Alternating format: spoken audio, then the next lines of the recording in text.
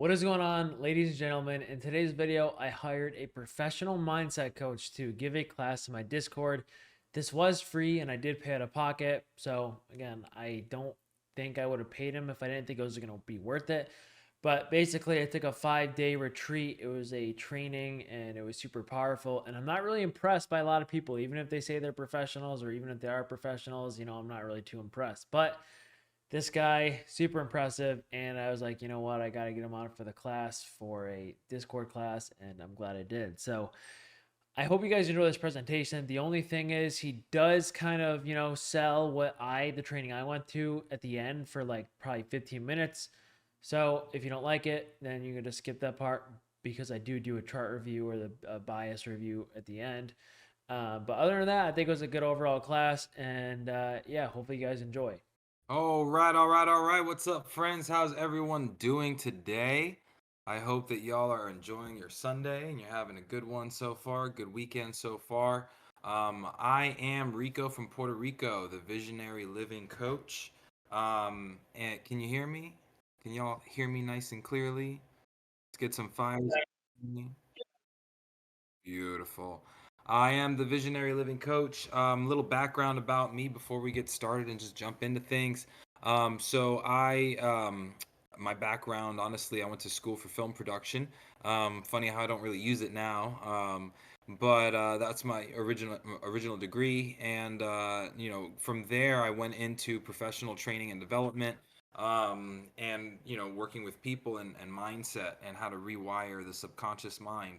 And I'll definitely go a lot deeper into my story and how I got here later, like towards the end of the 2 hour call. But like, I just want you to know that the kind of work that I do is very unique. And it was a coincidence that I happened to get the opportunity to work with Dodgy directly. And I think that just mutually we realized that there was a potential opportunity where we can bring a lot of value to his community, to you guys. One of the things that I already do is work with whether it's executives, entrepreneurs, solopreneurs, directors, a lot more on the managerial or leadership benches. Normally are the people that want to invest in themselves. And I do know that trading in the financial markets or the stock markets, that's a solopreneur style of entrepreneurship, because you're your own boss, right? And it's really you versus you at the end of the day. So with that said, it's an honor to be here. Ryan, thank you so much for the invitation to bring me here. And not only that, but to share your audience. It's humbling for sure. It means to me that I'm showing up in a way that really does create value, something that you feel is worth sharing. So in the next hour and a half, I'm going to go over some basic fundamental concepts about the mind and about mastering the mind. And we're going to do it in an ontological setting. So, ontology, ontology, is the study of being or existence, not like a religious sense, but in a way of the first human being that asked the question, who am I? Right? When I say that I am not my body, when people say I am not my body, I'm a spiritual being in a physical experience. Okay, so we're already starting to make separations of identity in that conversation. So that's where ontology comes in, and that's the domain of learning that I bring. Okay. Another thing is there's only so much that we can learn via concept, right? I want you to imagine if you guys read 10 books on ice skating, but you've never ice skated before. And then I have you watch, 20 videos of people ice skating, right? And you just keep studying ice skating. What happens the first time that I put you out on the ice? What happens? Most likely you bust your ass, right? Of course you will. Because reading ice skating is not the same as the experience of falling and getting up, falling and getting up, falling and getting up. And as you repeat that, we start to learn balance. We start to learn motor function called balance, right? And that's more of an experience. That's not something that we can concept into learning. So what I bring to the table is something called experiential learning, which means that we learn via experience. Okay, we have to actually do something, and then in reflection of how we participated, we start to uncover or see ourselves clearly. All right, we start to see how we can shift our internal psychological, mental, emotional state so that we could do it in an instant, and boom, just like that, we change and shift everything, right? So I'm going to actually diagram some things to make it really clear for you, and I think that it'll you'll see the power of what I'm bringing to the table really, really clearly as we go through it. Now, I want to preface before we go forward that this is a highly engaging environment. And so, number one is there are going to be times where I'm going to say, does anyone want to share or contribute to the conversation? I'm going to kind of put a lot out there. I'm going to put a lot of content out there, and then I want people to pick at it and pick apart at it. I want everyone to know that it's okay if you challenge an idea. None of the things that I'm bringing to the table is designed to be like this is the right way and it's so perfect that you can't pick holes in it. Actually, we're all so unique that this becomes what's called personalized education. And so, as you pick holes in it, we all come to a new consensus of what this concept now means.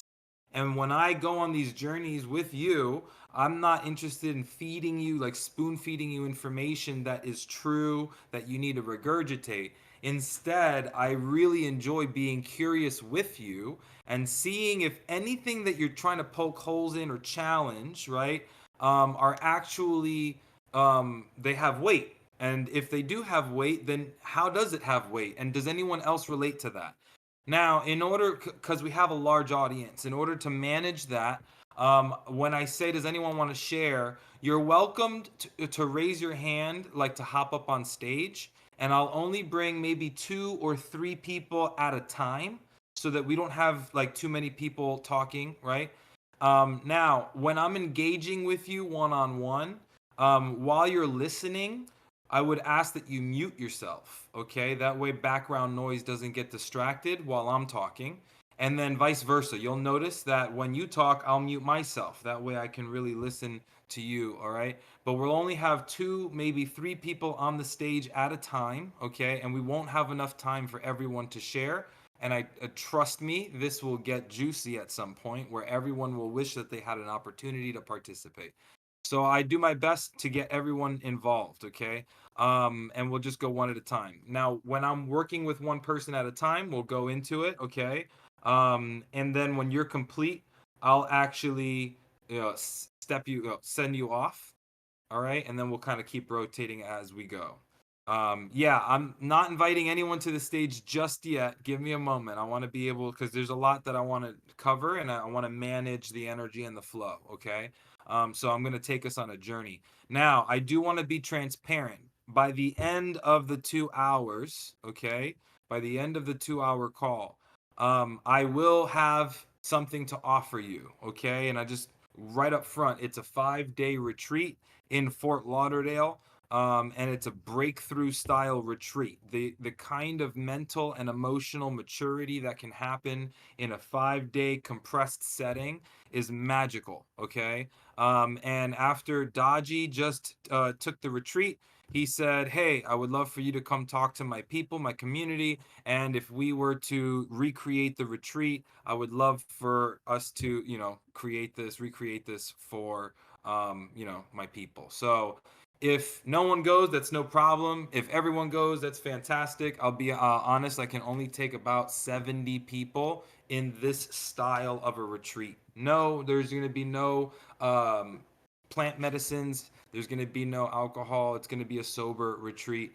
But it is going to be intense, it's going to be emotional, it's going to be enlightening, it's going to be reflective. Yeah, no plant medicines. This is natural mind.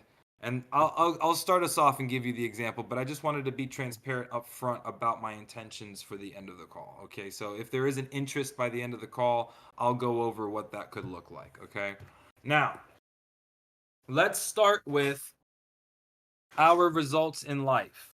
Okay, So right here at the bottom, we have results in life. Now, as a trader, right, the results that we want in life are, go ahead, type it in the chat. What do we want in life? Money. All right, money. Okay, freedom. Okay, I like freedom. Wins, success, happiness. Okay, bitches, sure, discipline. All right. Wealth. I want y'all to consider, like, look at all of the responses from everybody, okay?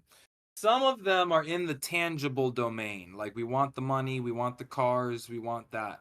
And then if you notice, some of it is in the other domain that is the ontological domain, okay?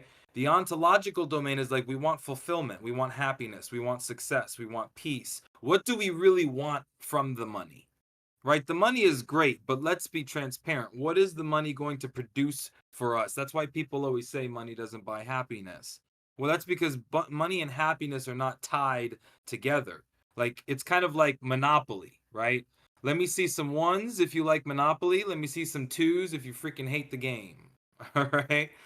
All right, ones and twos, ones and twos. Notice that the fun is not inherently in the game, right? The box of Monopoly does not say the fun is inherently in the game. You open the game and all of a sudden everyone's like, woohoo, this is great, right? Now, tell me, you know, for those of you that were a two, that you don't like playing Monopoly, tell me, has there ever been one night where you were with some people that wanted to play, you said, fuck it, and you maybe were drinking a little or, you know, hanging out in good spirits, right? And you enjoyed it that one time, maybe. Is that possible? Right? And so what I'm kind of pointing to here is that like the money and the experience that we want from the money is not integral. They're not the same. And so when we start to get intentional about what it is that we want as our results in life, now we're talking about power. Okay? Now we're talking about power.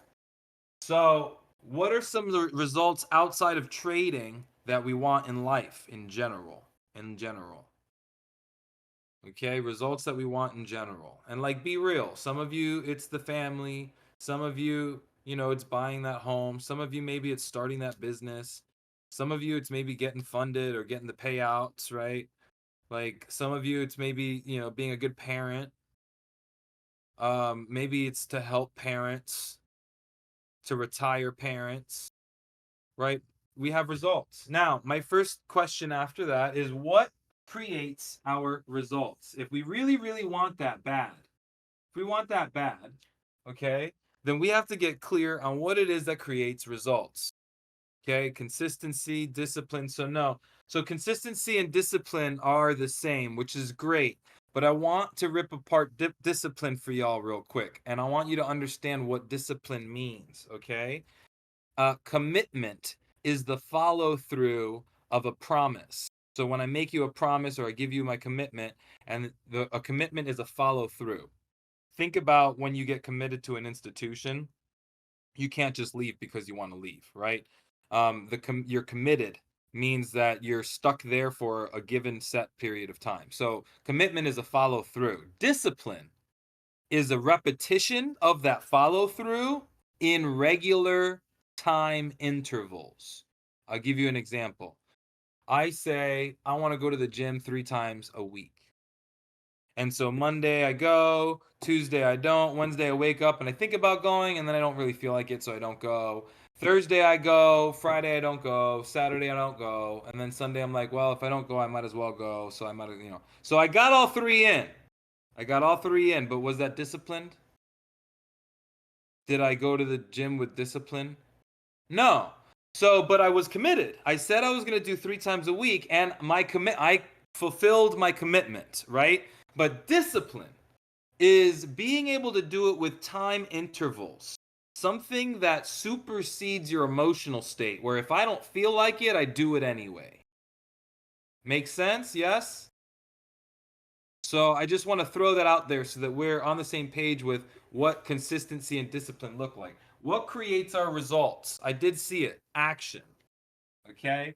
action creates our results. If you want a sandwich, guess what? You're gonna have to order it on Uber. You're gonna have to go to the fridge and take out the bread. You're gonna have to open your mouth and talk to somebody and say, hey, please make me a sandwich, right?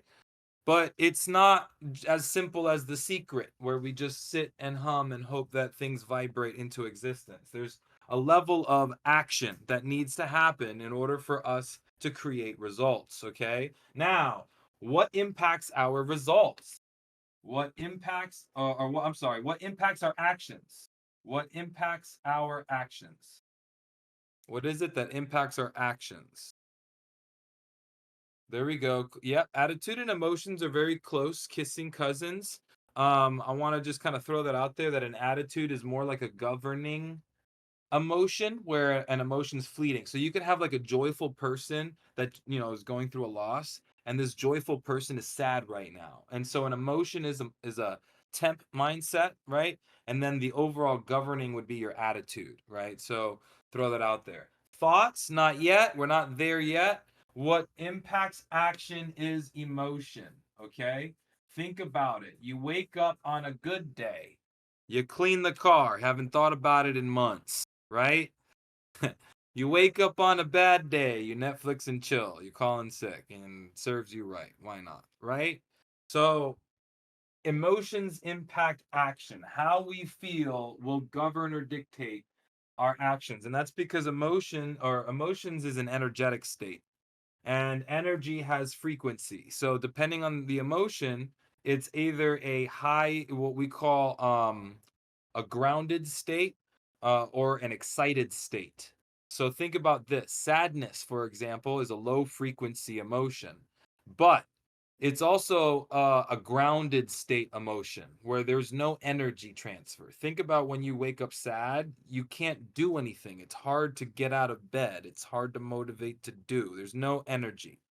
Meanwhile, anger is also a low frequency emotion. However, when we're angry, it generates an excited state of energy. We break things that we don't want to be breaking. We can't, the energy can't be contained, it has to outflow, right? So there, in that, emotional states have frequencies. They also have states of excitement. All of these tie into actions. Why you can or can't do something is going to be right here in the emotional state. Now, what shapes our emotions? What shapes our emotions?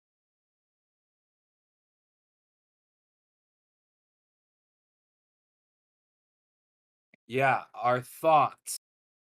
Our thoughts create or shape our emotions. Okay, I want you to think of it like this.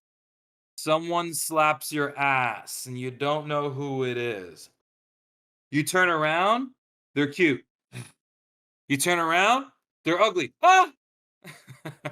Right? So it wasn't until we had a thought about what happened that then the emotional reaction triggered, that then caused the action or the reaction, right? That then created the results. Okay. So now, as we're going up, the thoughts, what molds our thoughts? What molds our thoughts? Our thoughts mold reality. Reality doesn't mold our thoughts. Perception, interesting. Okay, beliefs right there. Boom. Our beliefs mold our thoughts. Okay, now I'll give you an example here.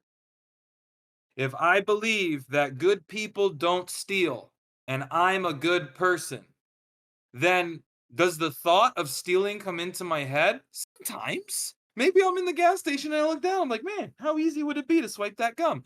But that thought wouldn't stick as like a really like real consideration. It would just kind of be like, stupid thoughts. And you would just dismiss it and move forward. Right? What does this have to do with trading? If our results that we want, and I'll show you once we complete this chain. If the results that we want is consistency, profitability, being getting funded, actually sticking to the plan, well then we're gonna have to break down why we keep going off track. Why do we keep in our trading, revenge trading, why do we get emotional? Why don't we follow the confluences? Why do we get frustrated about the loss? Why do we do 20 different plans instead of sticking to one plan, right? And for what it's worth, the way that I teach people is I can't improve your trading without improving the root of what is actually interrupting your ability to have your results. And it's so much more rooted in like fundamental beliefs. It goes more so into your childhood and what you believe about money because your mom or dad taught you subconsciously. And I can't go there right away. I need to slowly take you down a slow track before I can get there. Okay? But that's the kind of power of rewind. It's not rude. Challenge. Remember at the beginning I said please challenge. I am excited to be curious with y'all. And I invite the challenge. I thrive on it. It makes me better at my job. So thank you for the challenge. And now, so getting back to this, we talk about beliefs molding our thoughts, right?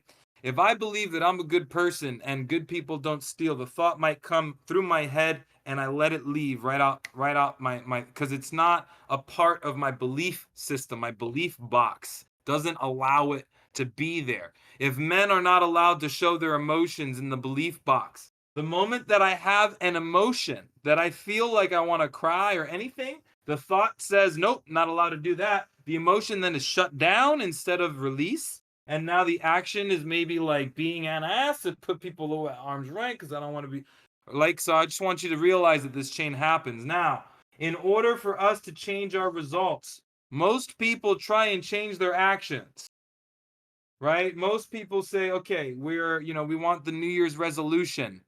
Okay, then what do we have to do? Go to the gym. I'm going to go to the gym and go to the gym. They don't feel any different about the gym. So they keep going to the gym feeling like they don't want to go to the gym. And so what happens? They lose their New Year's resolutions. Some people come up here and they're like, well, I just got to feel good about it. Well, yeah, but then you have a thought that says, I fucking hate going to the gym. And then you can't feel good because guess what? Your thoughts impact your emotions. So then you come up here, well, positive thinking, right? And you're like, cool, yeah, positive thinking. I think this is healthy for me. But your belief is, I don't really know that it is. Or maybe I don't really care. And so even though you're thinking positive, it's one of those floating thoughts like stealing that just kind of goes right out because it doesn't fit inside of the environment that is your belief system. So then the question is, if we want to change our results, we can't change any of these. How do we change what we believe about our reality so that reality then shifts into what we want to believe? I'll pause so that you guys can swallow that for a moment. I said a lot, and I'm about to open the stage for feedback. I just wanted to kind of get us to somewhere before I open all of the distraction, okay? So then what shapes our beliefs? How did we pick it up and how would we change them is the question. Where did we get our beliefs from? The answer would be experience, okay? Experience.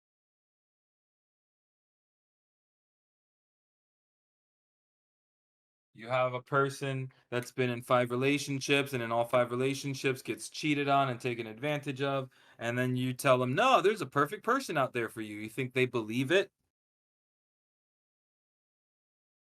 Of course not. Based on experience, right? But here's the thing about experience is that it perpetuates our belief.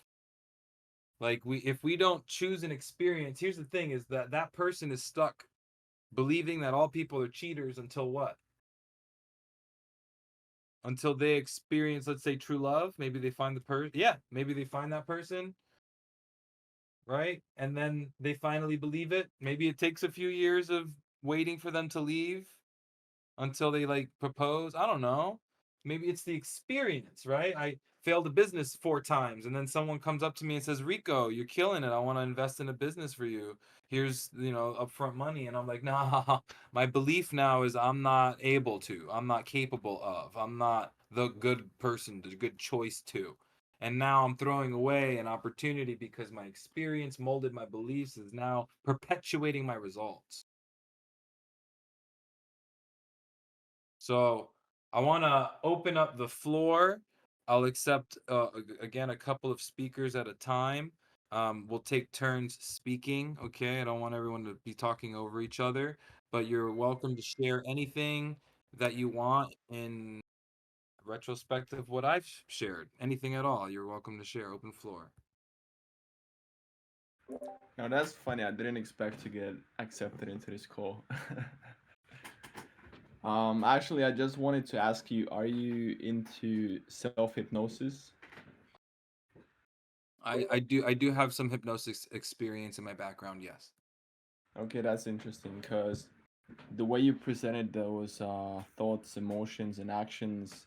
I've been into this guy called Igor and his self hypnosis. I mean, he's a hypnotist. I don't know how to pronounce his last name, but yeah, I was on he had a money course, and it's quite interesting how you're presenting yourself here. It's very similar to how he did it, and he introduced me to a lot of self hypnosis concepts, which actually you learn to generate these emotions through these visual experiences that you go through on your own, and you Yeah. can literally like The way I you like to start to explain it, the way I like to yeah. explain it is that as we begin to bring up a texture, a color, a shape, our mind is like a computer. It starts to create a three-dimensional model of a concept. And so as we say, all right, let's go back into your history, and as you're in your history and we're talking about, the root, you see this memory, all right, in this memory, if you were to explain the emotion, what kind of shape is it taking? What kind of color, what kind of texture? And now the mind creates a 3D model of it. Now we're able to morph or mutate or transmute it by saying, okay, look, if we were to transmute this color, this concept, what color would it now take? What shape does it now take? What happens is we're allowing the mind to process intangible stuff up here, but it actually has an impact on the physical. It's called psychosomatic modalities, psychology and somatic, the mind and the body. But yes, it's exactly, they're kissing cousins, Kenner. Right, yeah. I just wanted to say this because I think a lot of people could get a lot out of this because I myself have like self hypnosis has actually helped me shift through a lot of my own sort of subconscious programming, if you will, that is sort of limiting yourself and capping you off, if you want to say that. Yeah, like For in that. this guy Igor, he's basically instructing you to create your sort of these different rooms in your mind. Like there's a strategy room, there's this meditation chamber, there's this mountain view, the relaxation room, and all these things are actually super super great when it comes to trading. Like personally speaking, it has helped me shift a lot through these sort of money blocks. A lot of people could have money blocks, like when you think in terms of profitability, Yeah. becoming a And profitable trader, and thinking that you're a wealthy, financially free person.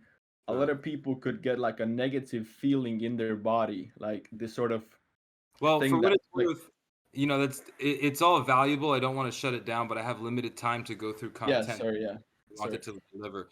But if yeah, you want to put in a link in the bottom to the guy's name, and I yeah, do sure. agree with everything that you're saying, hypnosis, hypnotherapy are all fantastic modalities, and there's a lot of layers that go into learning it and understanding it and applying it. But I think that Hmm. it's a great contribution, Kenner. Thank you. Yeah, thank you. All right, Kennard, if you could leave the stage, and then FX Fin Freedom, did you want to comment on anything?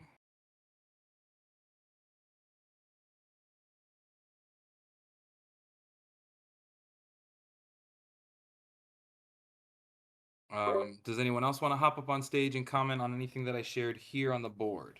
Anything that I shared here on the board about experiences? We're not done. I'm going somewhere else with it, but I just want to open up some conversation first.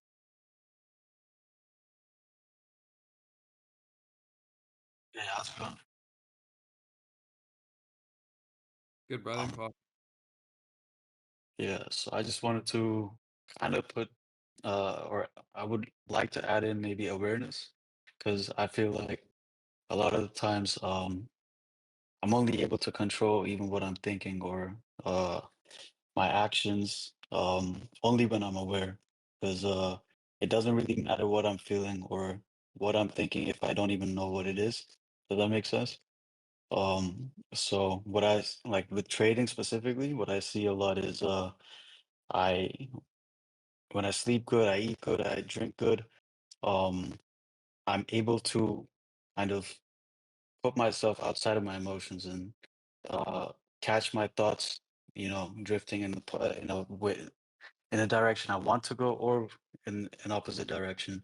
And I can continually kind of put myself where I want to be. But then a lot of the times, maybe I've worked too much that day, or I didn't eat anything all day, or just like didn't I drink any have water. I'm just not I have aware. I have a great analogy to expand on what you're sharing, if you don't mind muting Yeah. yourself. I'll give you guys an example that I like to. This is a basic conversation, an example that I like to give people. Okay, so when a dog sees another dog across the street, what does it instantly want to do? I mean, if you're on stage, you can just talk, but I just want to see. Yeah, bark, sniff, Park. play. Yeah. Yeah, sniff a butt, right? Bite, who knows, right? But there's a gravity and a nature to dogs that are just predictable. So what happens? The dog starts to run. Ooh, right? And then you say, hey, sit, stay. Now, assuming that the dog is well trained, all right, it'll sit, it'll look at you, look back at the dog, look at you, look back at the dog, look at you, right? There's clearly an internal battle happening. So my first question becomes, when you said sit, stay, did the desire to go to the other dog go away? No. Not at all. So, like Windows, a computer operating system, it remained in effect. It did not shut down. It didn't stop. It didn't shift. It still wants to go sniff butt, right? Now, what has it stop and stay anyways is a secondary separate operating system over here, like Windows and Macintosh almost, right? And this one's called consciousness. And so then consciousness overrides the creature that we are to then have it do what it wants. Now, not that consciousness can overpower creature, that they can overpower each other, that it's a kind of like an infinity symbol, right? And we forget that human beings are a creature. We're a mammal, actually. And the human being has its own butt sniffing tendencies. You know, we may not want to go sniff a dog's butt, but guess what? We want to go drink. We want to go smoke. We want to go party. We want to have money. We want to have reputation. We want to do nothing for it and be comfortable, right? We want to overtrade, right? So there's a tendency to the creature that we are that is a human being, okay? And we forget, or at least in culture, we look at, if you have a split mind, you're crazy, right? If you're like talking to yourself, you're crazy, don't do that. That's what we teach ourselves, right? But in the way that I approach it, I think that we need to talk to ourselves, that we need to look at ourselves in the mirror for a moment and be like, yo, what's up, bro? What do we need? What you need? Am I taking care of you? Am I taking care of me? Like, where are we at? You know what I mean? So hopefully that gives you now an opportunity to not just be like, how do I do the one thing, but then it's like, how do I, the conscious being, tame the creature that I am? And how do we create this relationship where when I say I want discipline, the creature that I am says, okay, me too. Versus, no, give me the impulse, give me the thing I want. So hopefully that kind of was a cherry on top of your share. Yeah, for sure. This Um, kind of goes hand in hand with that, and I don't want to take up too much of your time. But attention is pretty similar to me with awareness, and it's almost like, we're either investing or we're spending our attention. We're either spending it unwisely or we're investing it to get, good return in the future. I'm just curious what like your stance is with that, and if you view attention almost like as currency and where that would rank on the board and kind of where you would put that. Interesting. I love that. Attention. So I also talk about intention. because I think that attention is only one part of the puzzle. And when we want to create a powerful life, we want to create results, we need a lot of intention, which what I say is intense attention. And when we have intense attention on something, there's this like pull of the mind. Like, have you ever forgotten something and then out of nowhere you're like, oh shit, that's what it was. Intention is what had it even become important enough to recall. Make sense?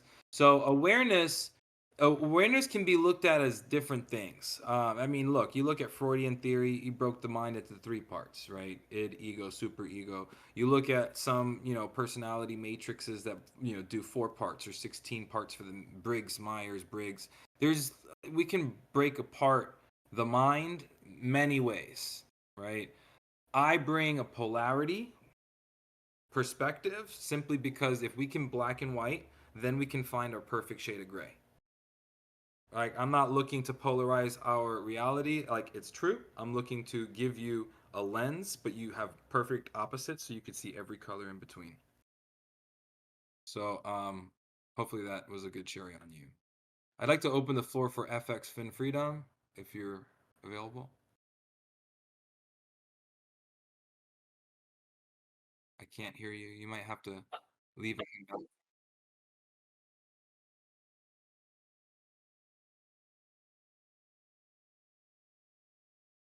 So it is a little bit off subject, but if you want to hop on the stage, I can work with you about the women, and we can literally use this right here, and you'll see something new.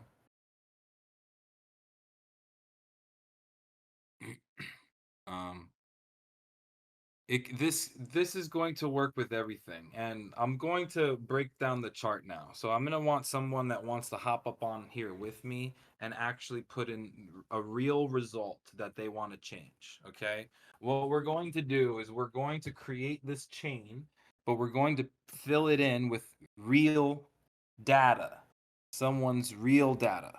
Okay, and then I want to make a chain over here of where I'm at, and then we're going to make a chain over here of where I want to be. Okay? Now, where I'm at, we want to look at what's not working. Okay? Things that are great, that are working, those are not things that we want to audit in the subconscious mind and change, right? If you have a belief of, I give you 100% of my trust and I let you break it down, and that belief creates relationships and deepens relationships with family members and creates forgiveness, then why change that? It's working for you, right?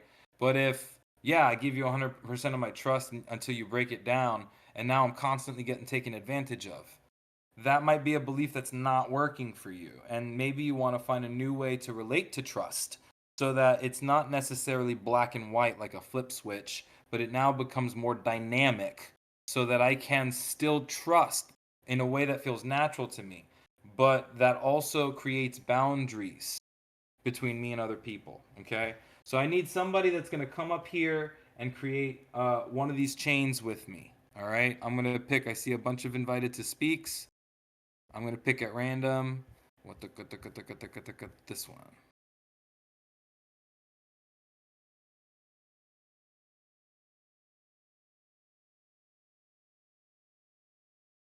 Welcome to the stage, Verinder.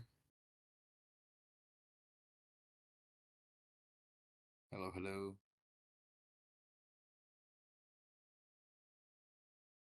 If you can't speak or are muted, you're muted right now. I'm going to bring someone else up in 5, 4, 3. All right, Jake J. Drum roll. Hello. All right, Jake, hello. Can you hear me?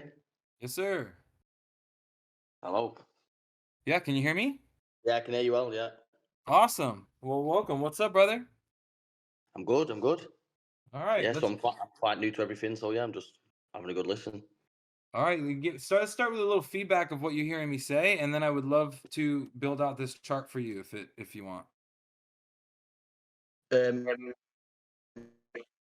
A feedback on what we've all been going through then. Yes. Yeah, so I'm again, I'm finding it all interesting. I've been I've liked looking at mindset sort of stuff for a while. Not necessarily to do with trading. I'm literally very new to trading. Pretty much, I'm just enjoying everything that's been going on, and yeah. Oh, Okay. So then, no connection here. so Yeah, then what? sorry, my connection keeps going. Oh, no worries. Can you hear me? Yeah, I can hear you going. Sorry. No, you're great. What's a result that you are currently have that you're not happy with that you would like to change? It could be trading related and or it could be just generally in life. So I've got a big one actually, and it's not trading related, but I mean, well, I guess it all ties in. But body composition in terms of dieting and losing weight. Okay, so what's the current result that you have that you do not like? Excess fat. Okay. All right. I'll say husky. All right. We'll say husky. I'm husky. Yeah. All right. I'm husky. Now let's go through it. What are the actions that we're taking that's leading to us being husky? Being greedy, eating too much, Okay. not doing enough to eat too much. Greed is more gluttony. Gluttony. That's the one. Yeah. Gluttony is greed for food. All right. What's Yeah. the emotion? What's the emotion that is leading to the gluttony? What do you feel every time you eat? Is it stress eating? Is it excitement? Sometimes you're like, yo, I won. Let's eat. Let's get that steak.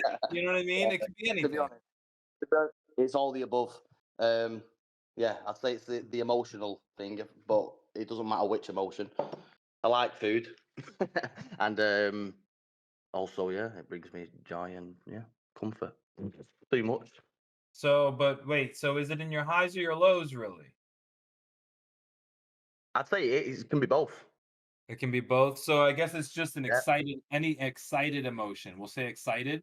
Yeah, because any excess of emotion, let's say. yeah, anxiousness is excitement, but in the negative scale. Yeah. So it could be excited, anxious. We'll just do excited or anxious over here. Okay. Yeah. All right. Now, what are the thoughts that lead to the high, like the intense emotions? Now we're talking about your weight. Talking about your weight. Yeah, so what are the thoughts that lead me to eating? Yeah. I mean, sometimes I don't think it's much thought involved, is it? Other than just it tastes nice. Do you know what I mean? Okay. It tastes nice as a thought. Right, yeah, fair enough. Fair enough, it is, yeah. Right? It tastes Yeah. nice. There's nothing wrong with that thought. I go ahead and I bite into my sandwich, and in my mind, I go, wow, this tastes nice. I like this. Yep. Right? Okay, now what's the belief then that leads to that? There's a belief that says it tastes nice is okay if I'm husky. Like, there's a belief somewhere that says this thought, oh, it tastes nice, is actually more, I get more out of it than losing weight. Yeah, that's a difficult one, actually, now you put like that. This is why you can't change it. You haven't gone up this. Yeah. So It's worth it. Yeah. So that's it. Afterwards, you don't think it's worth it. Beforehand, you don't think too much about it. It's impulse. Okay, hold on. You made it about the food. Now we're talking about the exercise. It's not worth it. Yeah. It's not worth it. What's the belief that had you believe that getting in shape is not worth the effort?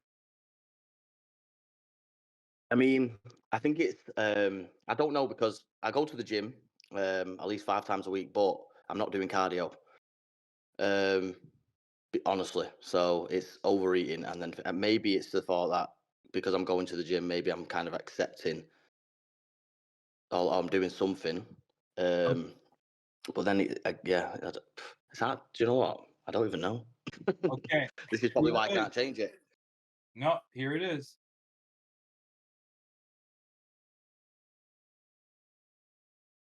The belief that I heard you say is a little effort is enough. I go to the gym. Do I do what I need to do to lose the weight? Nah, why? It's not worth it. And if it's not worth it, then you know what? whenever I get excited or anxious, fuck it, I'm just gonna eat. Gluttony, I'm gonna Yeah. eat. You know what I Yeah. mean? Why? Because all of up here, a little effort is enough. At least I go to the gym. At least I go to the Yeah. gym, Yeah. right? Yeah. And so then going the 100% just it's not worth it. And so what's the experience? Who was it? Who was it that taught you? Was it mom or dad that said, "Look, it's a little effort isn't as long as you tried your best." That's what matters the most. Well, to be honest, they're both not in good shape. So I mean, Or was it someone else? I guess Was we've it an all aunt got or an uncle or a mentor? what that put the belief in me. Do you reckon? Is that what you mean? Yeah, that effort is enough. Going the full mile is not required. Just try your best. That's all that you need. Yeah. To be fair, it's It could be a coach. It could my be a dad had team. my dad had very similar sayings to what you're saying. Your What you dad? just said. Dad? Yeah, just try your best. It's all right. Do you know what I mean? Yeah, All you can do is your best. sure. And were you a dad's boy? Or were you a mama's Split. It was split, to be honest. It was quite boy? You even, but good? they both had very equal mindsets in that Beautiful, beautiful. regard. They both believe the same thing. But you admired that belief that he had. That just try your best. Everything's gonna be okay, right? Like as a little boy, there's Well, comfort in that. You know what I mean? yeah. Well, yeah. So Well, I must have done. I've tried to reframe in some regard, but yeah, I think I must have adopted that mindset to some degree. okay. Now let's go ahead and make a gap. Okay. Yeah. We create a gap. This is what I say. It's generating a purpose. Gap. Okay? GAP, generating a purpose. So we want to start here on this side. This is what we don't want, right? Now, let's create the gap. What's the result that you would like to see? To be lean, but like, as in healthy lean. Do you know what I mean? Okay. Active, more flexible, just in general healthier. Feel better Okay. as well. So I mean, let's get a little bit more finite with what that looks like. Is there a weight that you want? Is there like a visual aspect? Like I want to be able to see like the 6-pack or the 4-pack, or I want to be yeah. able to cut here. I mean, Yeah, I'd like to drop a waist size or two, and then maybe yeah, I'll definitely would love abs. That would be nice. okay. All right, cool. So lose some waist inches and get some abs. Okay. Now, if you wanted to create this, what actions do you need? Eat better, eat less, eat healthier, in general, and probably do extra cardio, not just weights. All right. So I hear a lot Oh, and around change my eating. mindset. Change the mindset.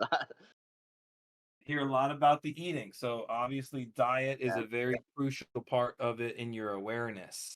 Okay. Yeah. And then cardio is another staple. You keep coming like I'm doing weight training, but I'm not doing this part, right? So that's the action. What's the emotions? How would you have to feel in order to actually diet and do that?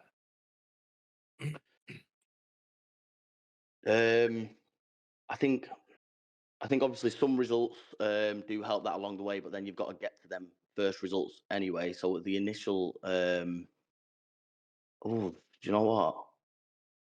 How would it feel? This is where I'm obviously struggling, because I would not know now to get me. Do you know what I mean? That it's that hurdle. Right. But let's get clear on the emotional state. This is where emotional intelligence, this is one of those exercises. Like, what feeling would you need to motivate you to keep your diet and go cardio? The last time that you did cardio, close your eyes and think about what was it that got you to the cardio machine? What did you think in your mind that made you go, okay, let's fine, let's do it?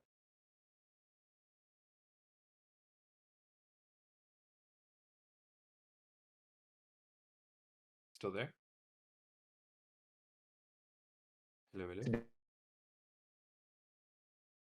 Kind of breaking up. Hello?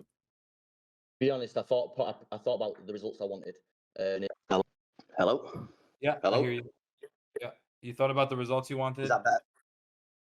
So visioning the results I wanted, then setting up a routine daily to get me to do it. And the only thing that really knocked me off is just like stupid things like, say, traveling for a few weeks and then you just don't, not traveling for a few weeks or a few days.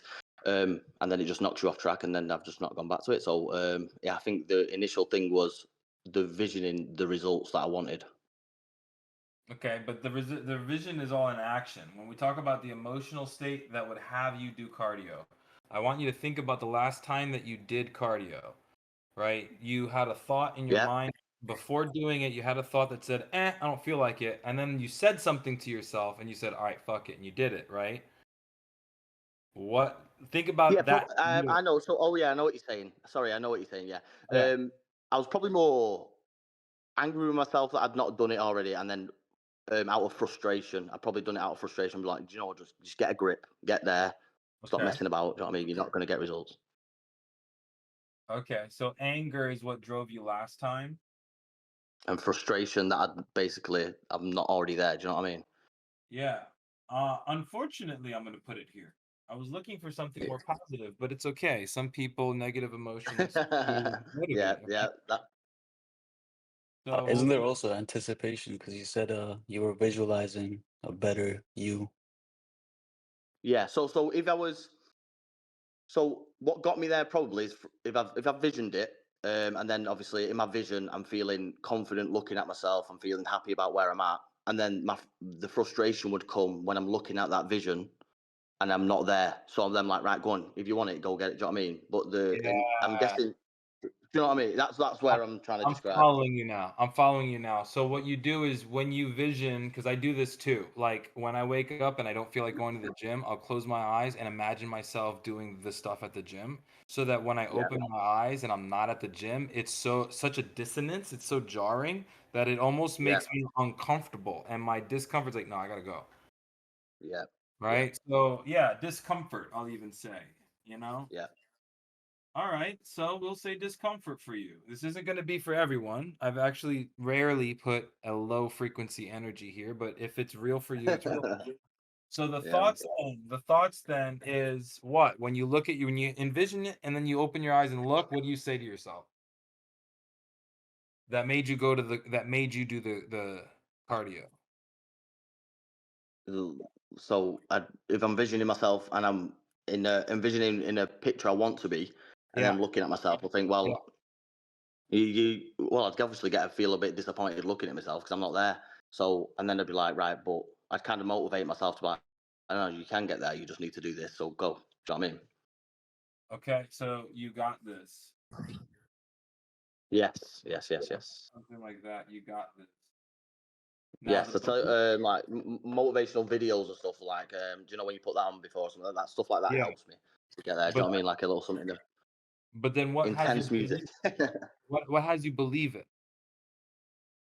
What has me believe what? Sorry. You got this? To be honest, because I have done it previously in the past, so I have actually been leaner with abs and stuff. So I know I can do it. I know it's possible. I know I can get in the routine. So I think that's probably where the frustration comes from initially, is because I've been there and I'm like, what am I doing now? Do you know what I mean? So yeah, so the belief is I've done it before. And so the experience that you would need in order to shift from here to here is just do it. Yeah. And so now we've created a gap.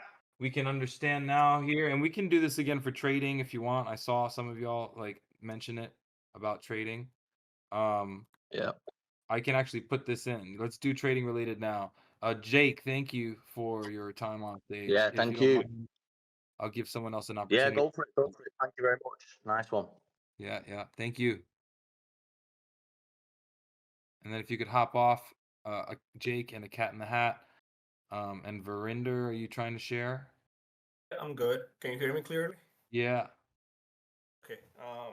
Thanks, Rico and Brian, for having me up here, first of all. And for trading, I think what's going on with me and a lot of people is this sense of urgency that you put in a year, you put in 2 years, and then you think that you see other people who are, doing that in less than a year or so. Some people are successful in about a couple of months. But then you're like, what am I missing? I've seen all the strategy videos. I've read all the books there are. You go on YouTube, you look up, what am I missing? Everything that pops up, you already know. You know discipline, you know trading, you know the checklists, you are limiting your trades to 2 trades per day. Everything's already there, but there's this one missing piece. And you don't know what it is. For me personally, I've been doing this for 6 years. And usually I'm the most smartest guy in the room. I grown up like this. I've been the A plus student in my family. I'm the most smartest person. Not kind of, praising myself. I'm just being objectively, how it is. And everyone in my life comes to me for advice. And if I have to give someone else a good advice, it'd be I'll make them really good trader. But when it comes to myself, I don't know what am I missing exactly. Yeah. Well, so for you, when you say I don't know what I'm missing, what's the result that keeps popping up for you that you don't like? It's I'd be following my rules for about a couple of days, and then I'd be like, okay, I got it. And I'll start to size up, or I'll be So taking wait, more risk you trades essentially go off plan, off off script. plan. Exactly, yeah. Okay. So that's all I needed to know. I wanted to make sure that's where we were at on the same page. Okay. So let's say that we start here at point A. Okay. And we want to get all the way over here to point Z.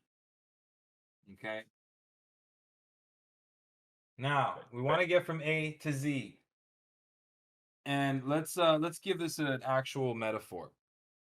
Somehow you find yourself over here at Y. And I'll give you a tangible example. Like, let's say that we're at work. Okay. We're at work here at A. And I'm like, you know what? It's been a while since me and the wifey had a little bit of risque time. So we're gonna have a good time. I want to go home and I want to schmooze my wifey, and we're gonna have a good night tonight. Okay. So then we start going. And then over here, maybe we someone cuts us off, right? We have an emotional reaction to it. Okay, over here, we take a left turn, we go over here, boom, boom. Now you walk inside the house. Okay, now you walk inside the house, and she's sitting by the dishes with her arms crossed. Like, hey, you said you were going to do the dishes last night, and I woke up and the dishes were not done, and you didn't do the dishes, right? And so now all of a sudden she says one thing, you say another. Over here at Y, sleeping on opposite sides of the bed. Right? But we said we wanted to go to Z. We said we wanted to create intimacy and love and have a great night that night. But then somehow we wound up over here on opposite sides of the bed. What happened at this point becomes the question. What happened that we went this way instead of this way? And until we figure this out, we'll be stuck. But I'm about to unveil it for you right now. So this is where the creature took over, right? All the way up until here, you had intention. Consciousness was in control. It was like, oh yeah, we're going to do this. You're going to do that. We're going to go here. Boom, boom. Right when you got home, what happened was she said one thing, and the creature doesn't want this. The creature doesn't want money. The creature doesn't want love. The creature doesn't want any of that. The creature that we are wants to be in survival mode. It wants to be in survival mode. Okay? And it does that by protecting its safety. Okay? I want you to think of the creature's operating system like Jarvis, like Iron Man, right? If you've ever seen Avengers, Iron Man's flying in New York and there's this big creature that's coming and he's like, I'm going to go inside the mouth and blow it up from the inside, right? And Jarvis, the supercomputer, is like, sir, I don't think you should do that. And it's using analytics and calculations and saying, like, dude, the armor is thick. You're not going to be able to, whatever, right? And what does Robert Downey Jr. say? All right, shut up. I'm doing it anyways. Right? So not that Jarvis is bad or irrelevant. At that moment, Robert Downey Jr. took the data that he was given and despite the data did and said what he needed to do anyways. You following me so far? So in that, it becomes a duality of mind where the creature itself, if it wants its safety to be protected, if you want to protect your safety, well, you have to be defending against something. So then you would perceive threats in the world to defend against. So then this is what the creature wants. It wants a sense of control, right? It wants to be righteous, not in a bad way. Think about it. If you're a doctor and you're going to do heart surgery on me, I hope that you're going to be right about what you're doing, right? So being righteous, like knowing the right, absolute right thing is not a bad thing. It's when righteousness takes control of me, right? That's the difference. Over here, it's comfort. And then last, it's the need to look good. It's called looking good, but it's like a need to like fit in, right? We are pack animals. We're tribal in nature, and that desire to be part of the group will influence our desire, right? That's the creature. So this is what the creature wants. So the moment that your wife said, "But wait, you left the dishes," your creature said, "Wait a second," and righteousness came back. It was like, I didn't just leave the dishes. Didn't you say last night that you needed me to go out and get the fucking milk that I forgot at the grocery store? Right? Yeah, but you can't do that in there. Yeah, but then... The only thing that really happened was that the creature would have rather been righteous than have your Z. Because let's be real. If you really, really, really wanted to create intimacy, you would have come home, wifey would have been like this. You would have been like, babe, listen, I know, I apologize. Let me do the dishes now. Go in bed, go rinse your feet. I'm gonna give you a foot massage, the ones you like. I'll take care of all of it. And she's gonna be like, no, you can't get out of this. No, babe, seriously, we're doing this. All right. And you're gonna like reinvent who you are and how you show up in relationship so that you can have your Z. That's the power of intention. But people don't have intention. Make sense? Following? Yes? And don't 100%. and don't worry, guys. In a room full of 400 or 500 people, I don't expect that we're not gonna have. Even when I have 12 people, there's always 4 people that are like, penis. So it's all right. It's fun. Y'all are goofballs, and I love the joy that you bring. It's whatever. But for the people that are really getting the value, really take to heart what we're offering in the conversation. Okay? So then what happened here was the creature's desire took over, and the creature doesn't want vision. It wants impulse. It wants its impulse. You want to comment on that before I take us to another chart? Yeah, no, I 100% get the primal emotions kick in. The more simple words, the fight and flight. When I'm scared or when I'm greedy, when I'm close to passing an account, I'm gonna put on double size. Or when I lose some, I wanna make up what I lost, and then I also wanna end the day on green. Again, in the beginning I said usually the smartest guy. That didn't come from me being an arrogant. That usually is to say that I have done the homework that needs to be done. um, for being an average good trader, there's a gap between knowing and doing, and I'm going through that. So You when I just say said, I hold on, know, wait. You just said some gold right now. It's the knowing versus doing, right? There is what I call a tipping point in energy. How do we have an idea come to fruition and manifest? How do we get a thought to become? There is a shift from thinking and knowing to the application, to the doing part of it. And the energy that it takes to not just think something, but to then act on it, I call that activation energy. Okay, and that is the domain that I coach. You're talking to 100% of the issues and problems for every single trader, every single addict, every single impulse, whatever, every single narcissist, every single relationship. It's all governed by the same right here. Boom. Sorry, you can continue. right, and then I'm very well aware of my actions. I can see it from a third person's perspective. So what I've done is I have done I have made some few measures to rectify it.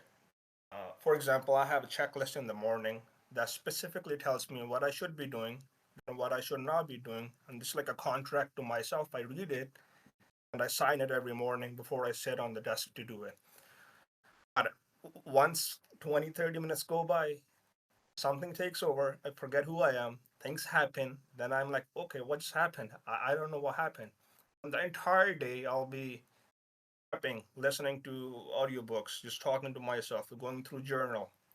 And then it just happens again. It's been 6 years. It blows my mind. You know I those want things that you're not fat enough? I think I'm fat enough, and I want still you it's just not clicking. Sorry, go ahead.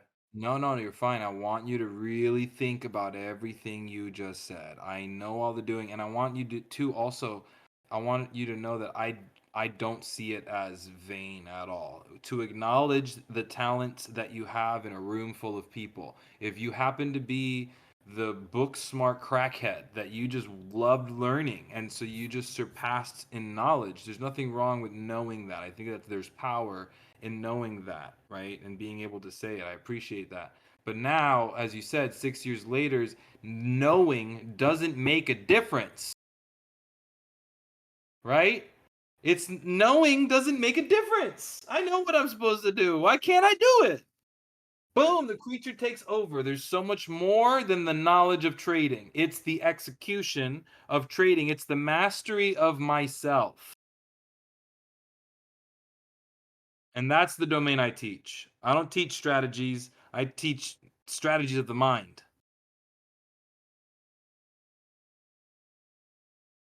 That's it from my side, Rico. Thanks for having me up here. I'll give the stage to someone else so they have the opportunity to speak. Thanks, guys. Thank you for your share, brother. It's been a pleasure to have you. Simon or Simone. Good evening. So, Not much. It's very interesting. I've been filling out like the what is it called? The experience, belief, thoughts, emotions, actions, results. But I'm stuck on thoughts. I know what my results are. I know what my actions are, my emotions, and then yeah, I'm stuck. So I was wondering if you could help me there. all right, what you got so far? Go up the chain with me so that I know what you filled out. Yes. So basically on results, I have inconsistent results. Okay. On actions, I take the setups that like I know aren't like great, because I want to make money. I come into the market excited. Yeah, I'm Dutch. And then yeah, thoughts. That's where I'm stuck. You just said it. I want to make money is the thought. Excited is the action. When you get excited, you now take bad setups. You revealed Yeah. it all in one fell swoop. Now, the belief I want to make money, yes. But obviously there's a belief that you could do it in the markets. Who was it that introduced you to the markets, and what was your first experience of the markets? My first experience wasn't that good. I started out with crypto, but I soon figured out it wasn't like gonna work out there. So then what got you to trade this? Into futures, myself actually, I was just like looking around. I found out about ICT, what he thought about crypto, and then I started trading futures, and I've come a long way. I see progress, and but beliefs, I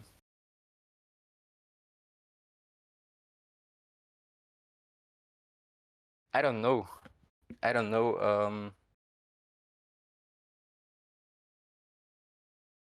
Yeah, sorry, but if the board's not that readable, this camera on my computer is not that bad, not that great. But for what it's worth, I can always reiterate anything. It's just more for my sake, so that when I start to deliver it back, it's a reference for me. But yeah, so we start with the results I have is inconsistent, and I keep taking bad setups. But the thing is, I get excited. So then I get excited and I take the bad setup. So then what creates the excitement is I'm ready to make money. What has me ready to make money is like, why do you believe that futures is a viable path? Like, why don't you rather invest in real estate? Why don't you rather invest in, I don't know, gambling at the casino? Like anything else? Because Small I know business. I can do this. Okay. Because I What know I makes can do you say this. that? What makes you say that? Because I see my trading, you know, I know I can identify good setups, but you know, I want to be part of the market like every day. I don't know why, but it's Yeah, a but bad habit. keep in mind, look, you're inconsistent though, right? You're Yeah. inconsistent. You keep taking bad setups. You get too excited, so you take bad setups, right? I want to make money might not be the thought. Maybe that's why we're stuck. There's something that is what has you, what do you say to you? Think about the last bad setup that you took. What did you say in your mind that made you push the button?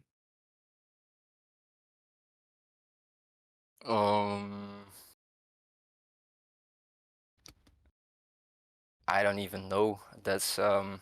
a problem. So there's an awareness that you weren't even paying attention to your thoughts. So this might be a good step one. Moving into next trade session, maybe tomorrow or this week, you might now be more aware of, you know, right before you click it, you're going to have two thoughts. One's going to say, you know, you shouldn't do that. And the other one's going to say, yeah, but, and then it's going to say whatever it says. Those are the thoughts that have you do. Remember? Yeah. So we can't even finish it for you until you then, this is the experiential learning. So the experience, like right now we can concept this all day. We will go in circles and go nowhere. I promise you, it's like ice skating. You need to now go tomorrow and actually trade. And the moment that you're taking a bad setup, you listen. And when you listen, you now get this part of your chain.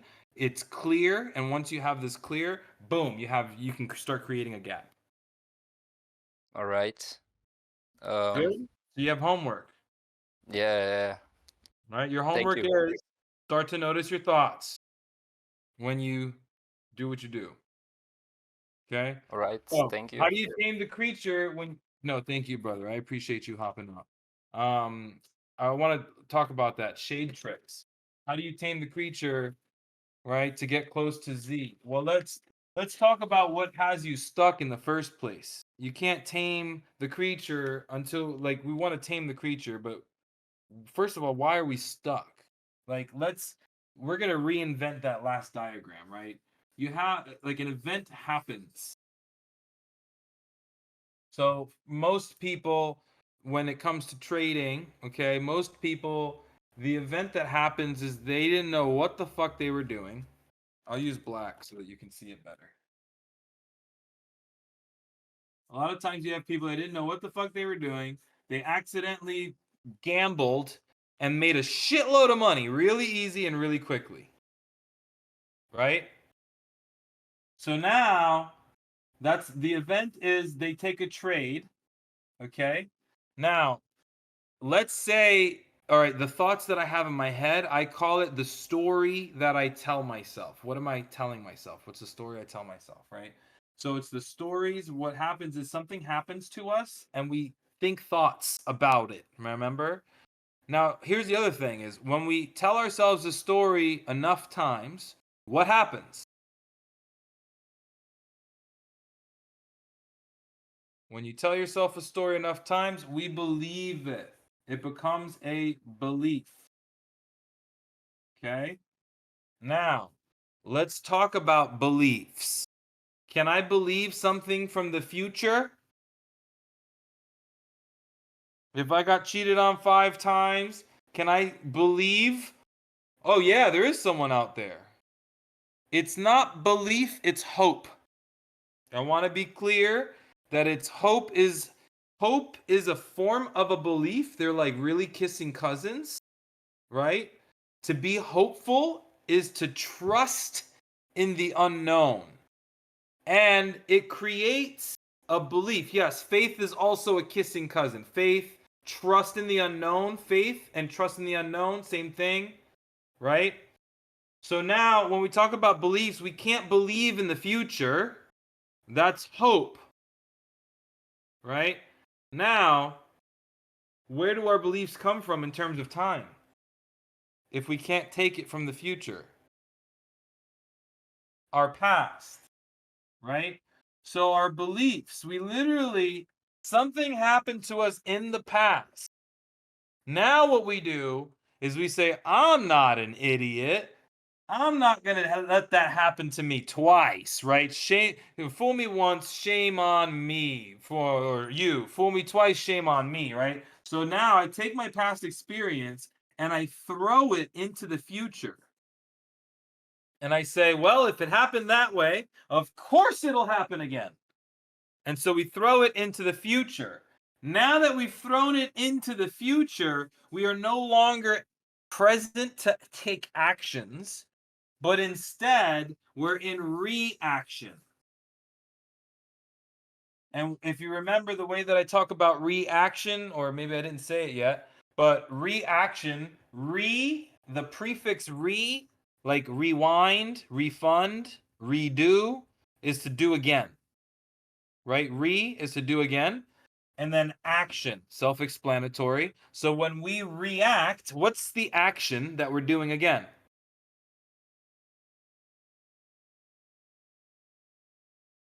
Fight or flight. The action that we do again when we're in reaction is the fight or flight.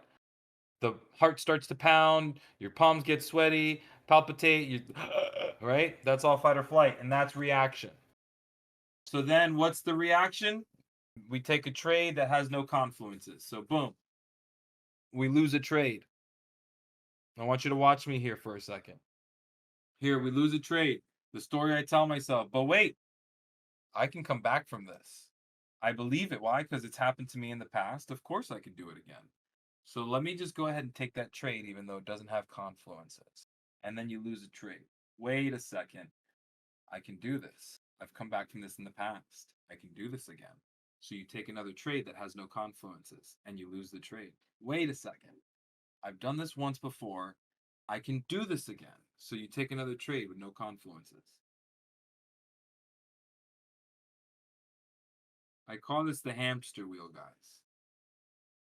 This is where most people live their life, right? Go through a breakup. Well, all people cheat. So I'm going to take that past experience and now new relationship and I cheat first. Boom. All right. I lost the business. It's not really, I can't do it. In the past, I lost all the business. You know what? No, I'm going to throw away the opportunity for the investment or the business. Whatever happens is we start to go into reaction like a trigger. So like, you know, when people leave the milk out, right? And you ask them one time, it's easy. You ask them 3 times, you start to get frustrated. The 6th time, you just start at level 9, like, right? You start there. That's like event, reaction, event, reaction, event, reaction, event, reaction. Now all of a sudden, you're not even thinking about your stories. You're not thinking about your beliefs. You're not auditing your past. You are not auditing your future. You're not even predicting your reactions or choosing them. They're choosing you for you. And this is the hamster wheel. This is where most people live their lives without knowing. All right, let's. Would love some reactions from people. Is this So good stuff? How are you guys digesting it? And go ahead, Simon. how do you break the cycle then? You asked the right question. I don't know if you noticed. I left the whole other half of the page up here. Yeah.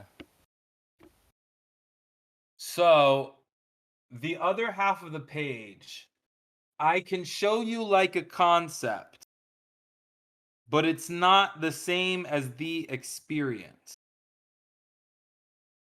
So the first thing that I'll say is I would stop the stories. I would get present and not sit in the past. And I would analyze from now what's going on.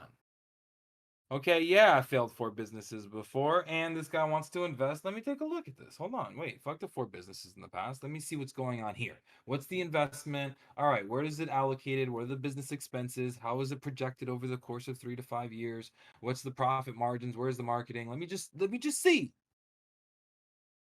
But people don't do that. What do we do? Thank you. No, you don't understand. I am not capable. I will destroy your business.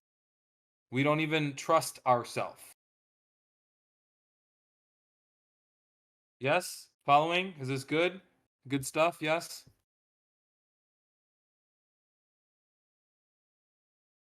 And I want you to know, and I want one person up, one more person. Samaya, I'm gonna bring you up.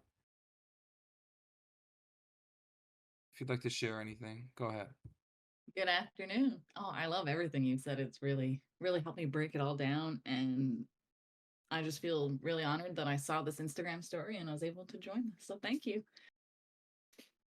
Likewise, I'm honored that you're here. These conversations, I've tried it before in the mirror with no one listening. It's not as exciting, I promise. So it only really works if people who are interested are here.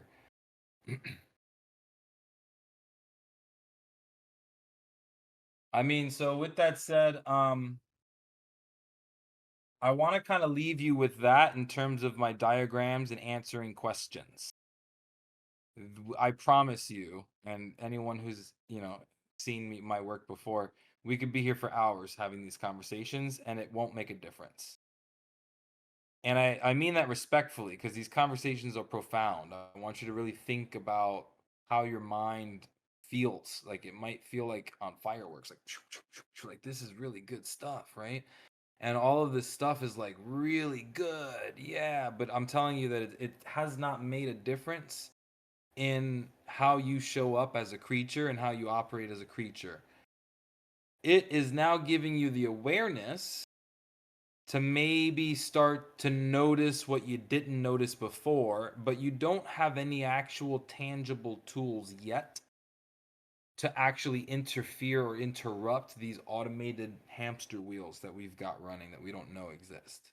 Because this right here, once you actually experience the hamster wheel and you get off of it, and I don't know, Dodgy, if you can comment on that, but like, man, it's a shift in being present with people. Like the amount of presence you have is like, I now notice myself and my actions in a whole different way. It's not the same. So experiential learning is where it's at. And I think that learning hands-on in a room with people together is where it's going to make the most impact. So as much as I love the online content, and again, to echo what I said, like as much as you're like, wow, this shit's great, I'm not even scratching the surface of what I could give you if we were to gather together in a room together and do work together. Okay. And so, can you move your camera a tad to the left? What, over here?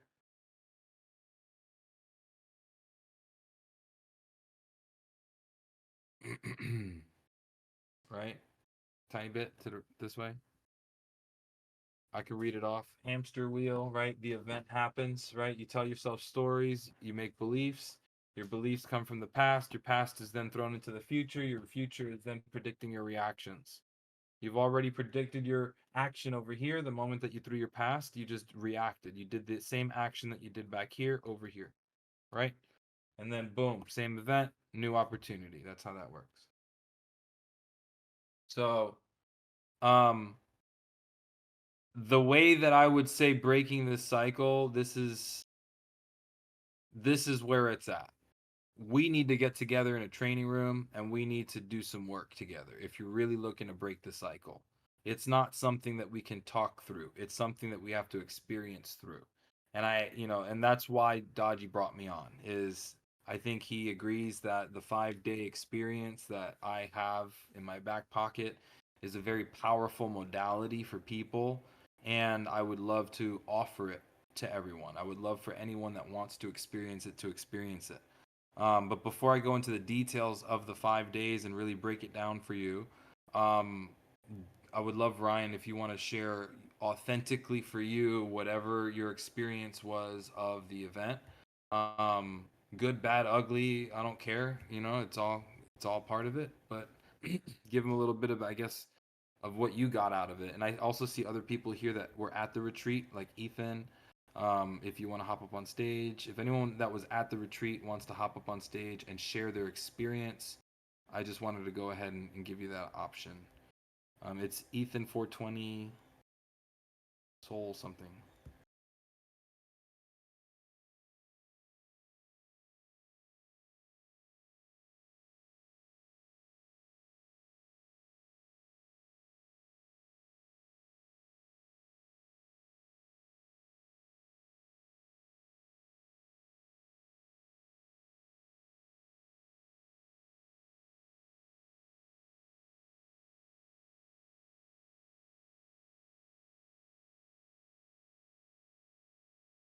So much.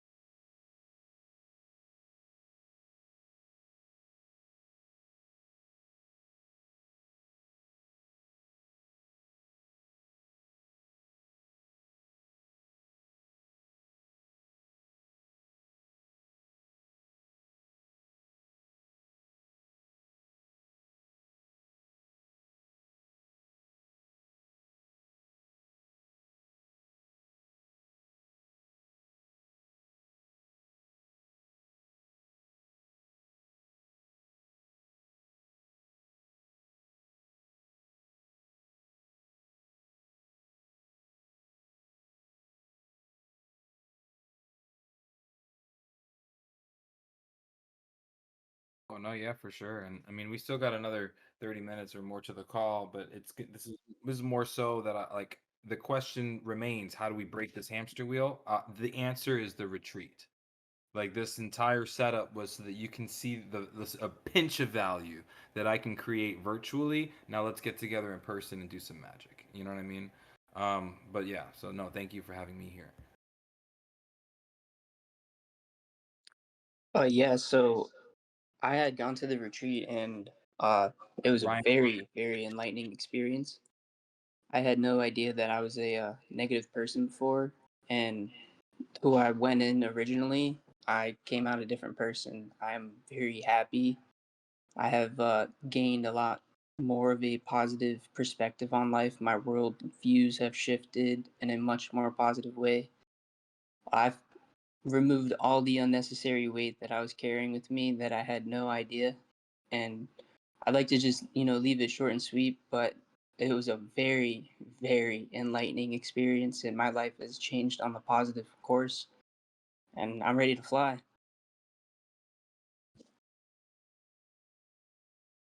yeah, man, he is a testament to a huge shift. That kid is not the same at all. And that's fucking awesome.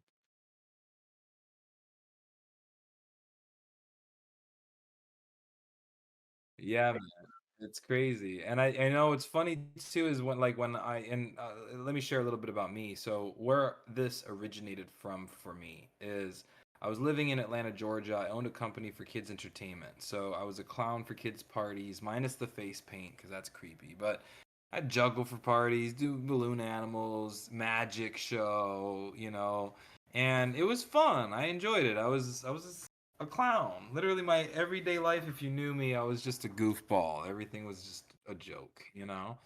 And my stepmom calls me up, and she's like, "Hey, I just did this event. It's like changed my life. You should do it." Blah blah blah blah. As someone who owned a business in kids entertainment, you got to imagine kids go to school, parents work, so the only time that I make money really is the weekends. That's when the parties happen, and I got to come for 5 days and during a weekend. I was like, you must be crazy. I don't got time or money for that. So she goes through the program and it just changes her outlook. Like she found her voice. And, you know, as my stepmom, my biological mom passed away when I was 13. And I think that my relationship with my stepmom, she was just always very careful to make demands because, I don't know, it was just a sensitive subject, you know? And all of a sudden she called me up. She found her voice. She's like, Ricky, I'm your mom. You're going to do this and I'm going to pay for it and just fucking go. You know what I mean? And I couldn't say no. I was like, okay, well, yeah, I got it. And it changed my life. Like, what I thought was possible and within my reach was not. What I learned about myself was that at 13, when I lost my mom to cancer, that little boy told himself a story of thoughts, right, that impact actions. And those thoughts that I told myself was, you get what you get and you can't be upset. You don't have control.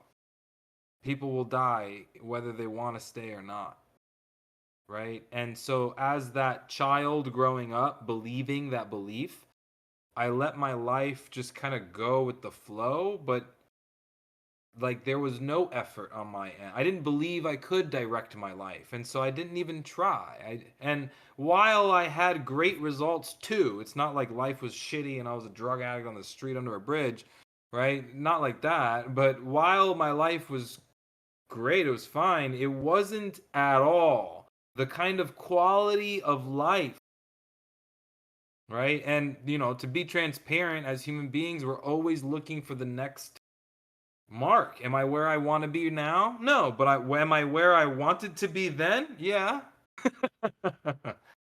You know what I'm saying? So all of that to, you know, bring it back to my experience, I decided to go certification route and get really invested in ontological learning, this kind of caliber of training, and this 5-day breakthrough experience is the best thing that I have in my tool belt right now. If I'm mistaken, if I'm wrong, Ryan, but I think Ryan wanted to come coach the next one, that it was such a powerful experience that he actually wants to be in the room again. So if you guys were to join for the next retreat that I'm planning in October, then you would actually have Ryan in the room with you, but more on the coaches end, like a staff member, because he's already done it like a student. Mm-hmm. And then, not that it should matter too much, but for what it's worth, you know, Jade Cap is also going to be attending. And so I don't know if you all know the name as well as I do. Yeah, they all know JCap. Yeah, but it would definitely be exciting to rub elbows with not only him, you know, Jade Cap, Ryan. There's going to be a few other people outside of this network that are coming that are, you know, big names in the industry and such. So, and again, not that it's superficial. It's not about, oh, let me, you know, he's successful, let me just shake his hand. It's more about creating relationships and creating a network of people that are successful so that I can surround myself with success so that I can then have it and produce it for others, right? You're the average of the 5 people you spend your most time with. So with that said, right now, the dates that I am looking at are, hold on, I'm going to give you some more and I'm going to talk about this event. The dates that I'm looking at are October 1st through 5, okay? October 1 through 5. Okay, it's 5 days. Let me explain. Yes, October 1 through 5. Okay. Yeah, I need that much time. You need that much time. It's 5 days. Okay. 5 days. You need to fly in a day early. Do not fly in on the day of. If your plane is late and you come in too late, we won't let you in. I promise you. And you'll waste your money. I'll give you a refund. I'll give you your money back. No problem. But if you're serious about showing up, you're going to want to come in a day early. That's already 6 days. Okay. And then Sunday night, if you're flying out, you're going to want the latest flight possible. We'll be done by 5 p.m. on Sunday. So you can maybe make like a 7 or 8 p.m. flight happen. Okay. Or you would want to stay until Monday and leave out Monday, which would be 7 days. So I just want to make sure that for everyone that's like, oh, damn, that's so far away, you need to take 6 or 7 days off. That's money that you're not making from work. That's money that you're spending to travel and to feed yourself, and money that you're investing in the program itself, right? So I want you to be cognizant and aware. Yes, I am looking at Fort Lauderdale. I do not have a venue set yet, but I have multiple venues that I'm talking to, and I will solidify venues once we have a minimum of 10 people. 10 people that are interested in putting down deposits. Now, ideally, I would like 20 people, but I need a minimum of 10 for in order for me to make the deposit on the venues and know that I seriously have an audience that wants to show up. Okay. So the 5 days, it starts at 11 a.m. on Wednesday. All right. Now you can get there early Wednesday from 10 to 11.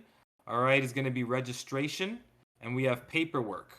The paperwork is very honest and straightforward. It does need some medical history. Okay. The price is $17.50 in total. It's paid in full $17.50, or what I've been doing is $19.99. People can put like a $600 deposit down and make payments off. Okay, but if people want to pay it in full, $17.50, paid in full, and then that would secure your spot, your RSVP for the retreat. Okay. I would need a minimum of 10 people to make it happen. So Wednesday at 10 a.m. to 11 a.m. is going to be registration. I'll have, maybe food or, some coffee, some water, whatever. You guys can come fill out your paperwork, get settled in.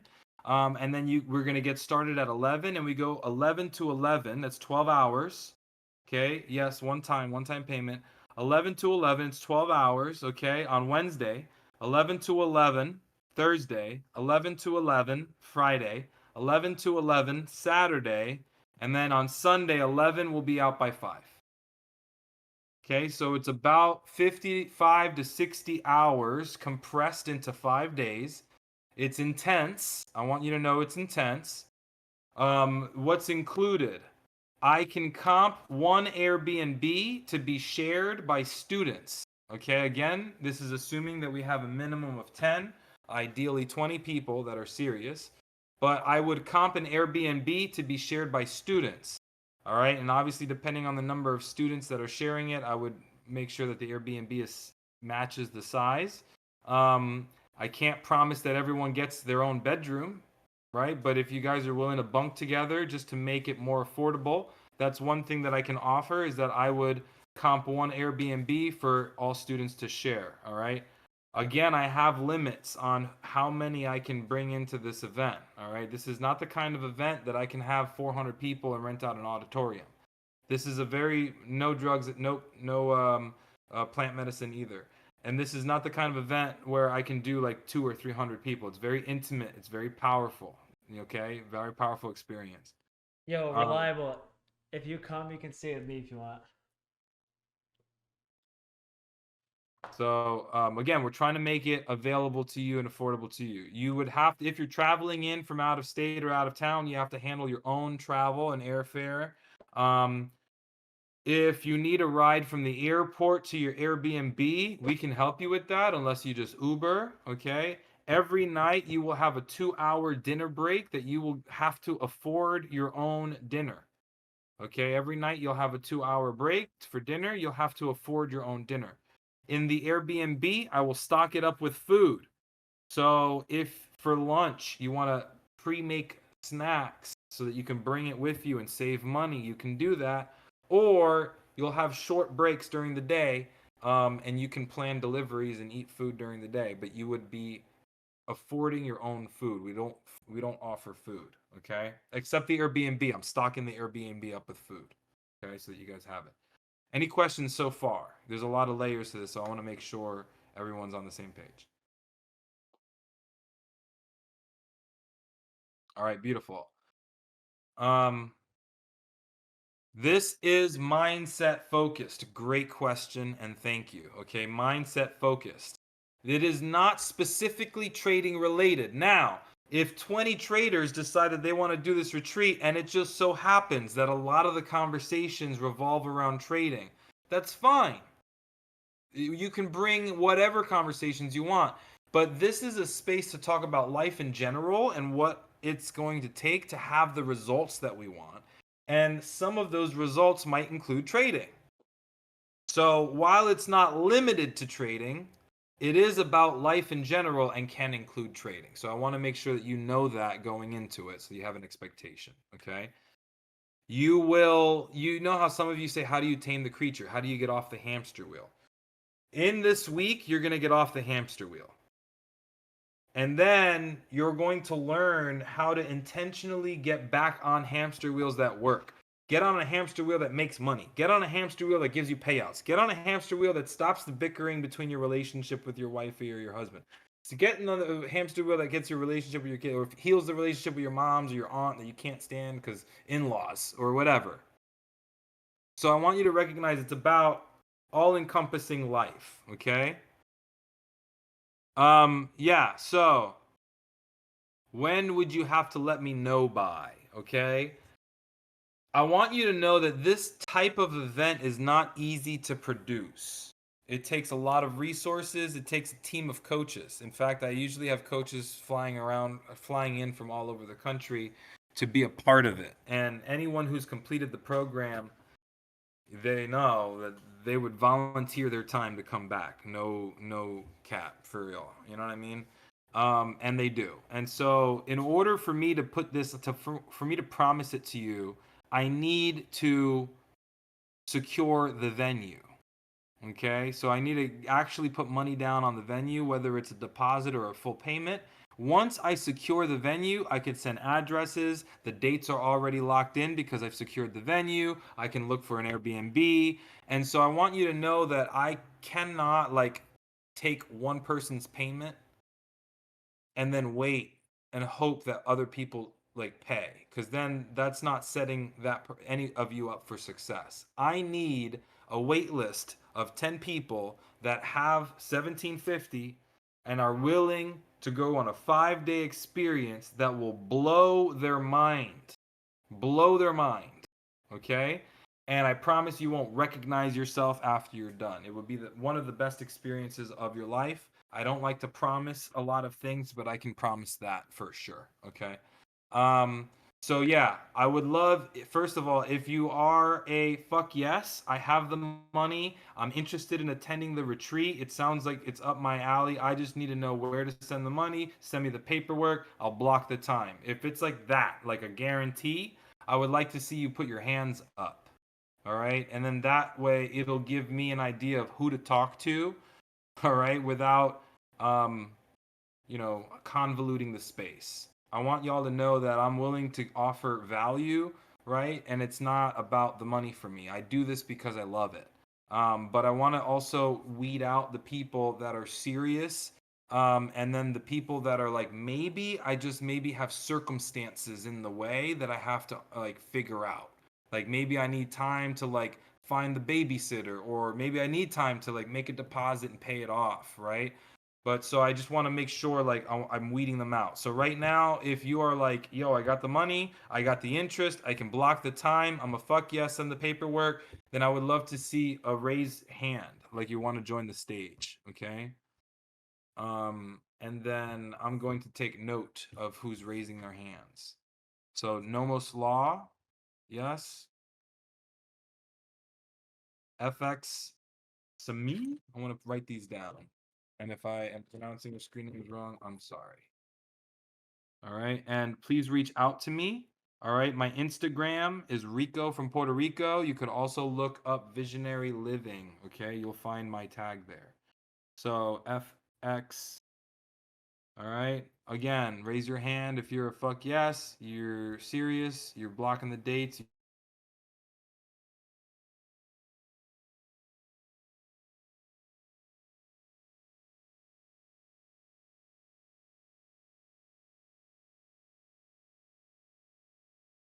Yo, Amy and Oksana, you should come.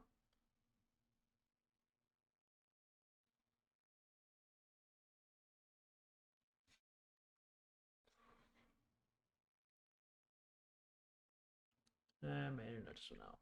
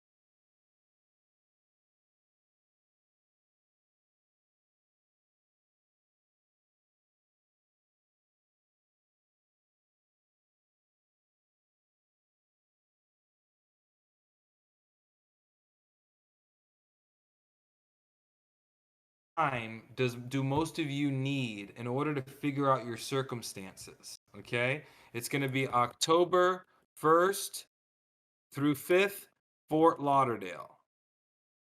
Okay, Fort Lauderdale area. Okay, that's not Miami, that's not West Palm Beach, that's Fort Lauderdale. So it's going to help you narrow it down. Where exactly? I don't know yet, but I will figure that part out once I have everyone's payments, deposits, and all that kind of stuff. Okay. But yeah, just so one more time, I'm going to take another picture of this. If y'all are interested and want to be there, let's see it. Just raise your hand like you want to hop up on stage, and I'm going to take pictures. Okay. And make sure you reach out to me and send me your email address. I'm going to put you on a list. I will email you more information on the retreat, and I will also email you a waitlist time frame. We might do a week or 2 weeks. And then in 2 weeks, like on a Friday, we'll collect all at once. Okay. I'll be there too, just so you guys know. And I'm in Fort Lauderdale, so like, we could probably do like a trader meetup as well on the side. Yeah, we'll make it fun. We'll make it fun. Here's my email address in case it helps. visionarylivingcoach@gmail.com. All right. My Instagram is Rico from Puerto Rico or Visionary Living. Look Visionary Living up. You'll find it. I think I have Visionary Living Coach and Visionary Living Podcast. I have a podcast where I bring professionals on and I do what I do here, essentially. But that is it for me in a nutshell. We're on the last 15 minutes of the call, right on time with where I wanted to be, and I think it was just a perfect cadence to the call. For you 200 plus people that are still here at the end, really, it's been a fucking honor to be able to put my passion somewhere where it's valued. I really, really, truly hope that whatever concepts I brought to you today, that you can take it away with you and do something different. Even if it's a micro shift, that 1 degree shift, when you go far as fuck is going to be miles and miles and miles, right? So my goal hopefully is that with all of this content that I gave you, that you were able to make some kind of micro shift in your life that will impact it and change it forever. And for those of you that can and are interested in the retreat, I really truly hope to see you in person, meet you, and create an even deeper relationship from there. Anyone that I work with in this capacity, it happens. We just end up working together, like that's how me and Ryan connected, and I'm sure this will not be the last time that we work together in this capacity. Thank you, I appreciate it. Yeah, for sure. So thank you, everyone. Any last questions before I officially close this out? I don't want to shut anyone down. We've got maybe 12 minutes left, so if we have any of the random questions or if you want any clarifying right now, I have a little extra time that I can give. I do not have Twitter or X. I used to, but I don't use it, to be honest. My Insta, Rico from Puerto Rico. Yeah, man, you're welcome. Everyone, yeah, no, thank you. I appreciate you too. For sure. What is one takeaway I could focus on right now? That's a good question for you to ask yourself. Based on everything that I shared, what is your takeaway? It all depends. Everyone is in their own unique scenario. Like for me, it wasn't like trading strategy related because I've kind of already mastered that, but it was more like business related for me. Awesome, man. Yeah, so again, just make sure that you send email. Send me an email, all right, so that I can put you on my list. And I'm going to email you probably in the next 24 hours, okay, with more information on that wait list. I think I'm going to do 2 weeks. I might give you guys 2 weeks to figure out your circumstances, right? So tomorrow, Monday, a week from then would be Monday. A second week would be the following Monday. So I would like 2 Mondays from now that anyone that's serious about the retreat, handle your circumstances, figure out the money, whether it's a deposit or paid in full. Again, it's cheaper if you can pay it in full. All right. And then I can go to work. I can get the Airbnb. I can start sending you addresses. We can start coordinating, and I can get excited about it for y'all. All right. So I'm going to give you two weeks. I'll send you emails about it. Again, reach out to me. Make sure that you reach out to me. All right. The deposit would be $600, but you would be paying $19.99. All right, if you could pay it in full, $17.50. If you pay in full, it's $17.50. All right.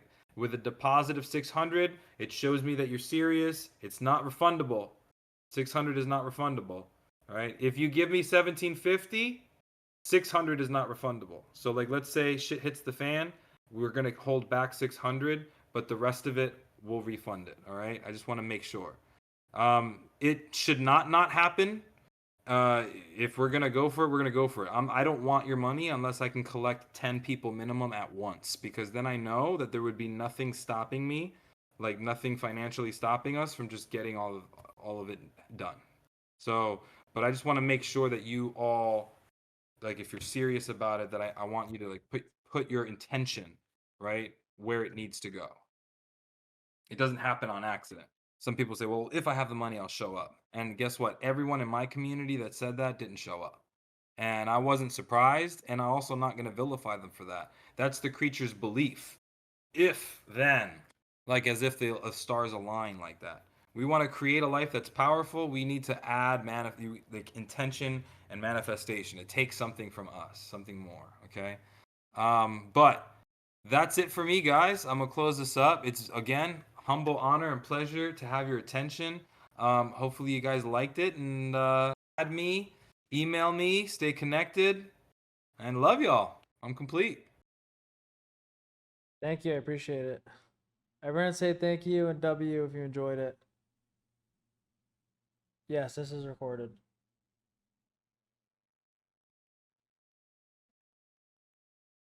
Yes, sir.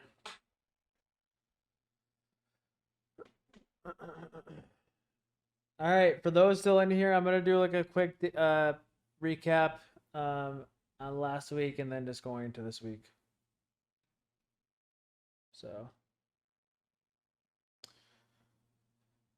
all right. So yeah, obviously it's a powerful. I'm not really impressed by someone, even if they're professional. I don't really get impressed easily because I don't know, I have high standards, and he definitely impressed me. So that's the only reason why I shared that class with you guys. And obviously at the end, I know he did a lot about, like, selling whatever he had to sell, but I think it was worth it. And honestly, you could have just ignored that if you weren't interested. But again, I think it was a really powerful retreat for me. And if anyone does come, I'll be here too. So we go to like dinner, one of the nights or whatever, if anyone wants. And yeah, so or just it would be like obviously I'd be there as well, so you could talk to me. But I definitely encourage you guys to go. Why is it so far out? Because he doesn't the problem with the last retreat he didn't really make too much money off of. I think it was just for the venue, because the venue is so expensive. So like the profit margin isn't amazing, but it's the venue which is the important part. So like he needs to secure the venue, and that takes time, and then knowing the people coming. So like the place we can do the retreat at.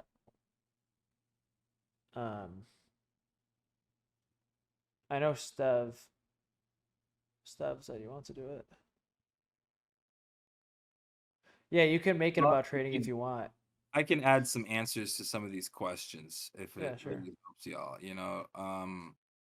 So am I my own boss? Yeah, I was born that way.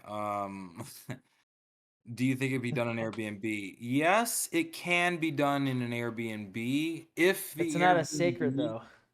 Well, I've been like the mansion that we rented out when I did the TFT event a couple years ago. They had their bottom floor was set up in such a way where it looked like a private training room, and then the upstairs was like a regular mansion with like a pool and rooms, and you know what I mean? So I've seen Airbnbs, yes, that have the ability to like lay out that way, but there's very specific needs that I have in order to make sure that this happens the way it needs to happen. Like it's very particular. It's not easy to recreate. No, it's not that I'm working for a company. Yes, no. I am my own brand. Visionary Living is my brand. I'm the owner of the brand, and I brought together a group of trainers, and we've redesigned some of the experiences that we had when we were going through it as students, and now it's something new. It's something that we've created. So, um, it's not like an MLM. I'm not trying to like sign you up for something or anything like that. I promise. It's just straightforward. It's a 5-day breakthrough where you won't recognize yourself and your life changes after. And that's what I'm promising and offering. Sign up deadline. There's not necessarily going to be a deadline per se. Like let's say at the end of September you decide that you come into money and you decide you want to come, and yeah, you can pay for it and come. Now, I have a limit on how many students I can do in this type of environment. My limit is 70. Okay, 70 is my limit for this type of environment. But if I have 20 students, I'm not going to get the same size venue as 70, right? So while there's not going to be a deadline, like you can maybe sign up last minute, I need to know early, like what's my core group of people that I'm taking on this journey? How many are serious about going on this journey right up front? And if we have more people, great, but my commitment at the beginning is all the people who put their money where their mouth is. That said, look, I'm committed, I blocked my schedule, I have the time, I'm showing up. You know what I mean? So Cool. Any other, how much people are you expecting? just the last thing was like, is there a link or can you just DM you? I'm gonna do it all in an email format. So in order to organize it, and I'm not all over the place with a million different people asking about it, I'm gonna email blast one for everybody, and then I'll send you the link and everything through that. Well, I'll have it organized through that way. I just need to make sure I have everyone's email that's interested, and I don't want to bore you if you're not interested. If you're not interested, I want to respect that. But for those that are like really interested, I need your emails.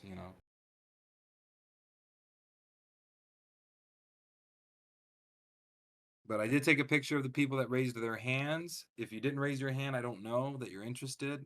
So just make sure I put my email up already. Reach out to me. I put my IG up already.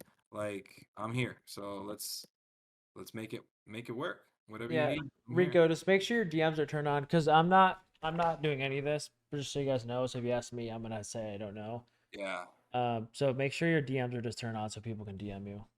Discord. sounds good. In settings, you can just make sure. And then if you want to DM him, make sure yours are also on as well. Like you can DM someone from the same server, whatever. But yeah. So all right, that's gonna be it for now. I'm gonna do a little quick chart review from last week, real quick, guys. I'm gonna ask you a question. How many people are bullish going to last week? I'm gonna do a poll. Were you bullish? Don't answer. Just out of curiosity. So last week, just to recap, last week, it was we were delivering off of this 4-hour gap, and the weekly looked like this. So this is what the weekly looked like last week. How many people were bullish?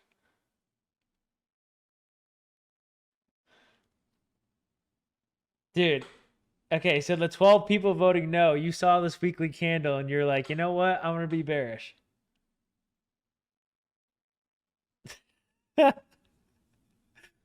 Okay. No. Okay, for most of you putting no, I feel like you're not being truthful. But if you're like, oh, well, we're in a daily gap, okay, then maybe I believe you. But anyways, last week I definitely thought we were bullish. And this weekly candle, we just put in an order block, and I was completely wrong. Now, like, how did I manage that though? Like, how was I green last week, even though I was wrong about the bias? Well, I was green last week because do you really think if I see it, the failure to set high and all these dumps throughout these days, do you really think if we don't get any long setups someone along? No, I'm not. So even though I might have one bias, I'm still going to play what I see. And, Friday, I was like, okay, Friday, super bullish. Why? Because we are delivering off of this. We inverse this. right? We delivered off of a 4-hour fair value gap. So we hit the obviously IRL here. And when we were delivering off it, I'm like, dude, there's no way we dump here. This is bullish, whatever. You know what I mean? But on Friday, did we get any long setups when we were going down here that were like really good?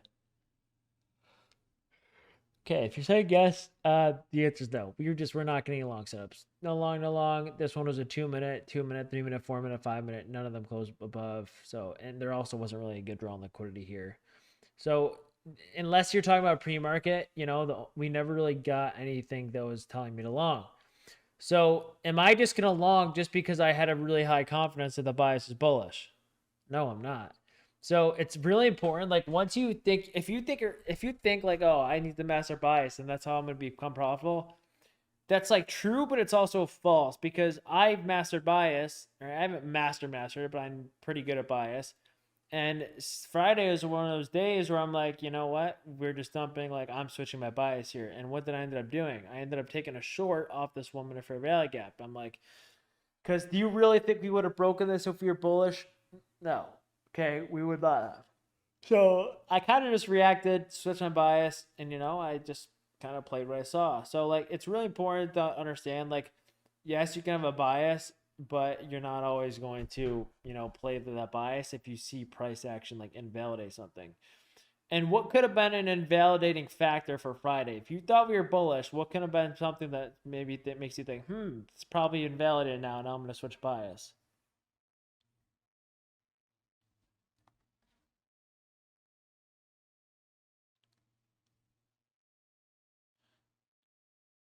Yeah, exactly, like the 15 minutes / 4 hour just dumping through all this, right? If we look at the speed bump, this was the last speed bump. Do you guys agree? The last speed bump here, that was like kind of valid, I guess, right? And we dumped through it, right? Even here, you could have been like, damn, this is a death candle through these, through this inverse. But here's where I'm like, yeah, this is super bearish. So I ended up taking a short down here, because I'm like, okay, we got that at lows. The 10 o'clock reversal failed. Oftentimes when like the 10 o'clock reversal fails, usually that's like a sign that we're going to keep going down as well. That's a little more of like a hidden kind of secret thing. I don't really share too much, but if you ever see like a 10 a.m. reversal and it's like inside of fair value gap, like this candle right here, but then the next candle closes below, that's often a time where you could go back down. What do I think of the 4-hour sweep, 2 minute long? So I paper traded that because I was done for the day. I thought it was all right. I think it was pretty good. This one right here. Yeah, I think it was just a good scalp back to the upside for sure. Now, for anyone in my stream, when I took this on paper, did I hold runners or did I not hold runners here?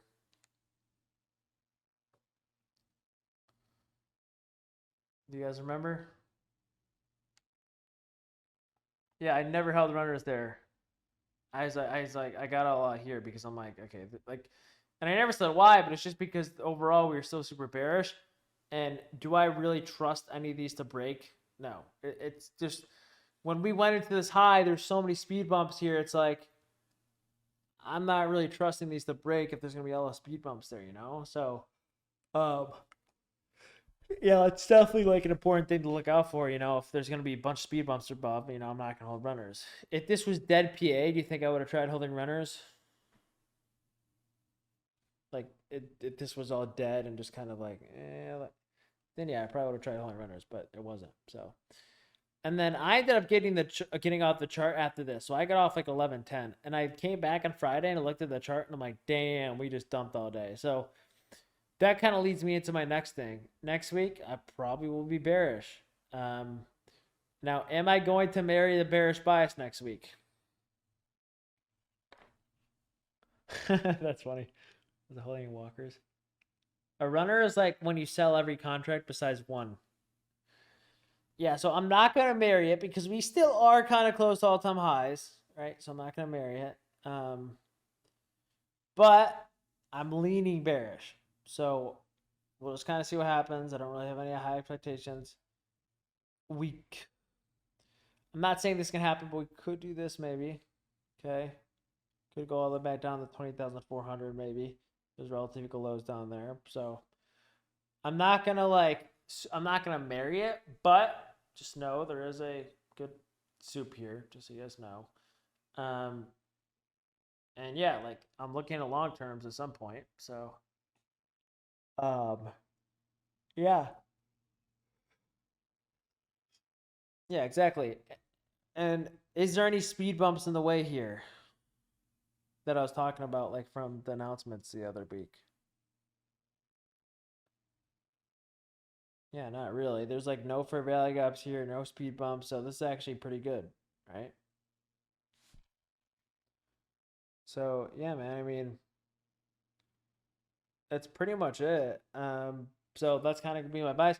Now, will the market just straight dump and never return to the highs? No, it won't. So I will still long, but I'm not gonna be likely to hold runners next week because why? Because the daily's bearish. The daily's bearish. Why the hell would I hold runners? Now, let's say there's perfect equal highs and it's like at a 5R and I'm out for 2R. Do you think I'm gonna hold a runner if there's perfect equal highs above on like the 5-minute time frame? Yes. Well, that's the only condition I'm going to do that. But typically, I'm not holding runners next week. So, what's up, Reliable? What's going on, man? Hey, I liked that little mentality psychology class. That was good. Yeah, except that you're running errands with your girlfriend. Before. Yeah, I stopped by for the second half of it. Yeah, up until the infomercial, I thought it was pretty good. Yeah. I liked that. My prediction for the week, I think, is we retrace to the 4-hour and then get some like power of 3 on the weekly candle. Yeah, it could be. That's what I like. Damn, Nick's nice. All right, that's all. Report later. Yeah, for sure. When? I'm gonna hang out with my girl right now. Yeah, perfect. All right, bet. So yeah, I mean, that's kind of what I'm looking for. Does anyone have any questions?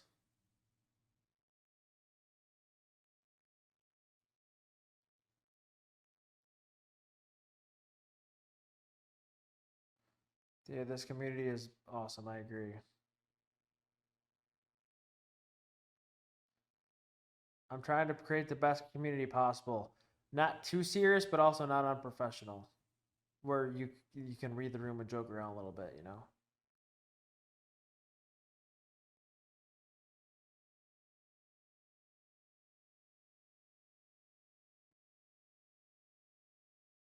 What do you rate this even after the massive dump?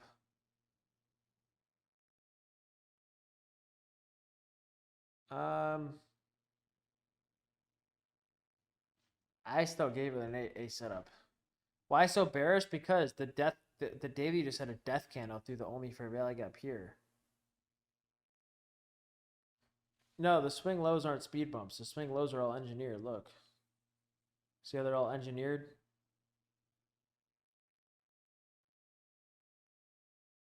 Thank you, Carlo.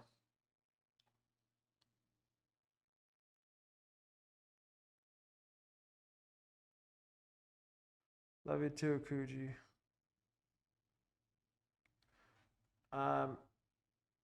Can it reverse? If all of a sudden next Monday we get a reversal candle, we close back above this inverse, then yeah, I'll switch my bias again. But for now, this is not bearish. This is not bullish in the slightest.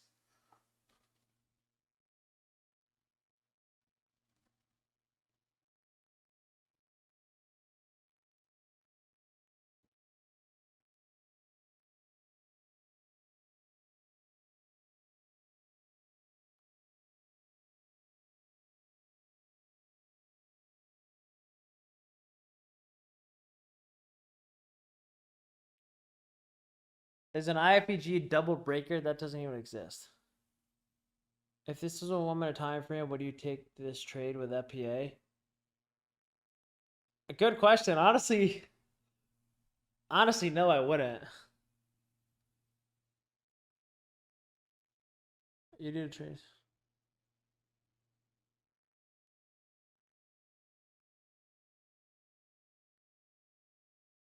Thank you, Crypto. I appreciate that. So Crypto said, I did a Trade Zoom meeting yesterday on psychology and also listened in on the one that you hosted today. And I have to say, Today was so much more impactful than the TradeZella one. Not to say that it wasn't good, but just not on this level. I agree. Can I explain the... Oh, because DMM... Because we were already in a 4-hour fair value gap to the left, and we were so damn low where I'm like, there's no way we don't retrace.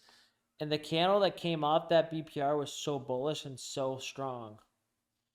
Yeah, I did record the Knicks. So...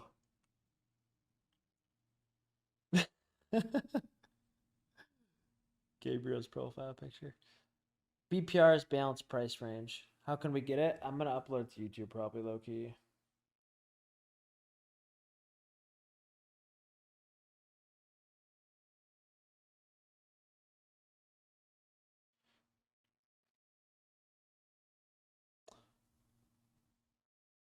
So, yeah. Yo, Xano and Amy, you guys should come. Am I bullish for next week? Did you just get here? No, I'm bearish. I basically just talked about it.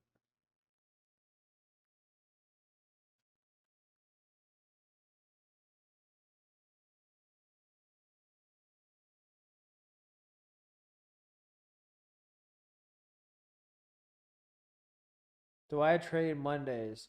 I do if the price acts are really good. What time does my stream last every day? PB closes at like 11 a.m. It lasts about 11 a.m. There's a reason why PB closes the stream at 11 a.m. There's a reason why I close my stream at 11 a.m. It's because usually after the New York session, which most of them have been good recently, price starts to die, and then everything gets lower probability, and then and people get mentally fatigued. Then you make bad decisions. So I try to make 11 a.m. my cutoff time just for that, because long term it's a lot better. What's the reason why you're joining here? What's wrong with PB streams? These are good.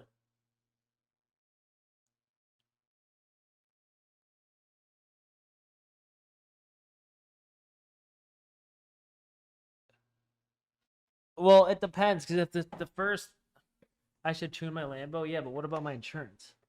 Will my insurance go up? When did I do the mindset 5-day retreat? Like 3 weeks ago. It was really good. What time do you jump on and start studying the market? Usually 9. I look at 9.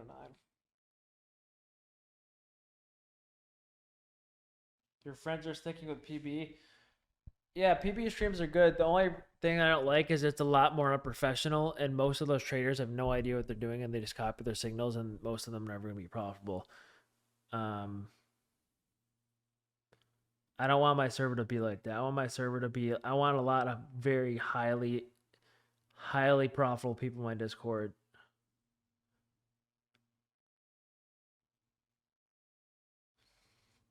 Yeah, if there's news at 8:30, I'll get on earlier usually. I'll get up like at 8:15 if we ever have 8:30 news, just to see if there's a one setter for life sometimes. It was more of a business purchase, so Habe.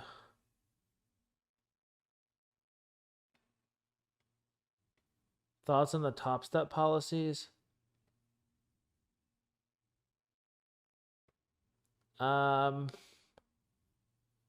They changed them, and I think they're worse now. The agreements of what? I'm not sure. Yo, order me some Chinese. What's that book called? The 4 Agreements of what? Ryan, to be honest, I do not wish to wait to take care of self-concerning psychology and life uplifting. I'd probably get into a different program before October. How likely are you to commit to being there? Oh, I'm 100% going to be there. I recently lost my daughter and my son in 2023, and I'm moving forward bettering myself. I'm very sorry to hear that.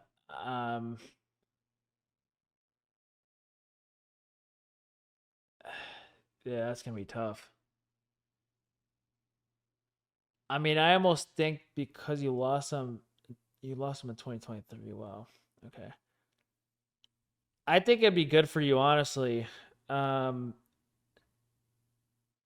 I think to keep yourself in the mood, I'd keep watching the psychology and mindset videos I do on my YouTube, just to keep yourself in the mood.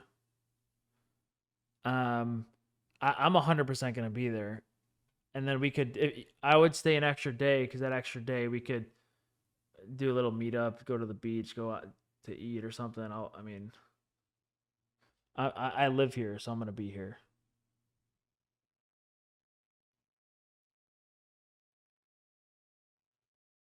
Your daughter this month. I'm sorry, man. Yeah, that's not something you want to hear every day. I live in downtown Fort Lauderdale, yeah. I don't pay state taxes, no.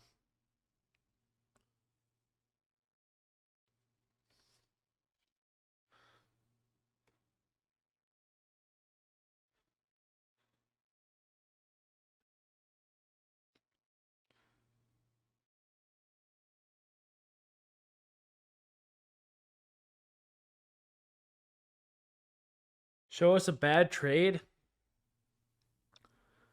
I'll show you one bad trade.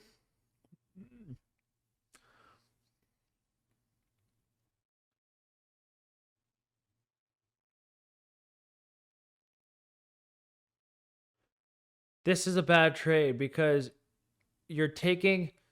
We just had like we just so this is a bad trade in the 1 minute because we had 1, 2, 3, 4, 5, 6, 7, 8, 9, 10, 11, 12 red candles and 1 green candle. And often this first inverse back up, unless we get a confirmation setup, which by like this, is usually a pretty bad trade. So if we ever have like a quick dump and it's fast, like this one only took like 10 minutes, do not take that first spiritual rally gap that breaks. It just got to be confirmation setup. Sometimes they work, but very, very low win rate. Like this one was good, but this one, they gave confirmation setup and then it worked. Does that make sense, everyone?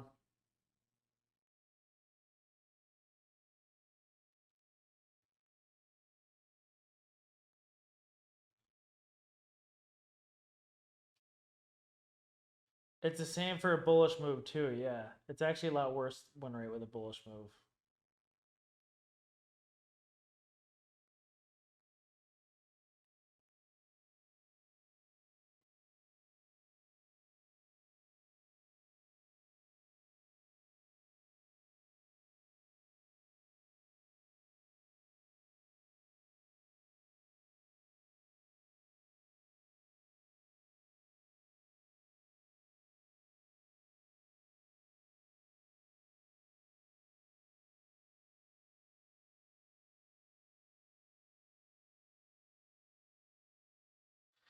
No, that wasn't a bad trade, DMM God.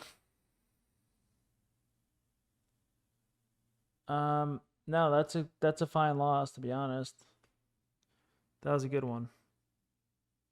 I can tell it's not the New York session or it's not the NQ chart because all those volume imbalances. So I can tell you don't have lifetime data, but do I have a specific model coupled with IPGs like the mech model PB uses? I don't know what the mech model is. The mech model is my model. They just added a name to it, basically. It's probably just a retrace to a 15-minute fair value gap or something, but that's literally what my inversions. I just don't say that. And it doesn't have to, it's just wherever liquidity is. So sometimes liquidity will be in the 15-minute, a retrace of the 15-minute fair value gap. Sometimes liquidity will be equal lows. It just depends on where liquidity is. There's no model. You just have to know, like, okay, if there's liquidity here, well, then inverse makes sense. If there's a leftover 15-minute fair value gap, this inverse makes sense.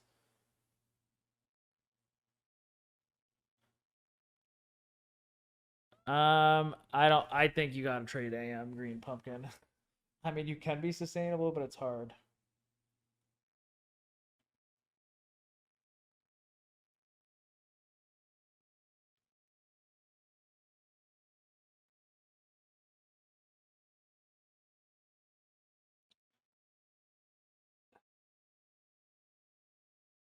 When am I tuning the Huracan? I don't. How long will tuning it take?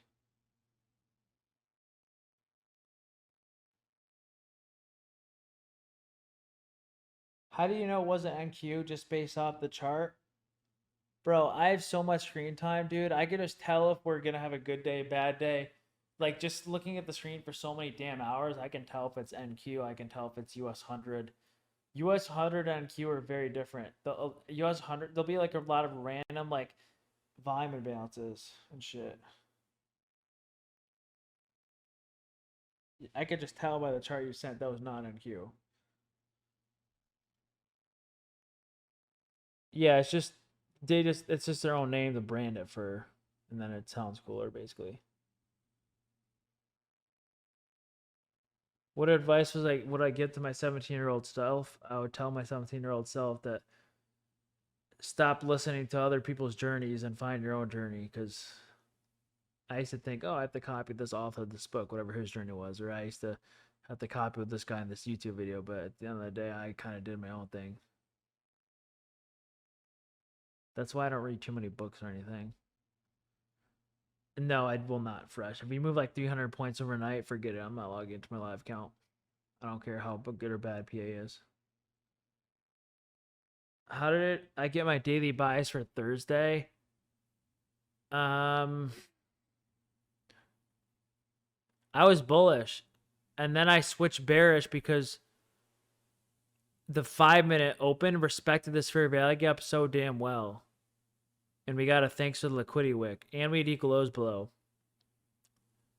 I think there's equal lows below. And when the 9:30 candle opened, I saw this liquidity sweep in hindsight. And then by the time we got here, I'm like, damn, this is bearish. We also had LRLR right here. So I'm like, I figured this LRLR would be ran. Because there is such good trendline liquidity here. So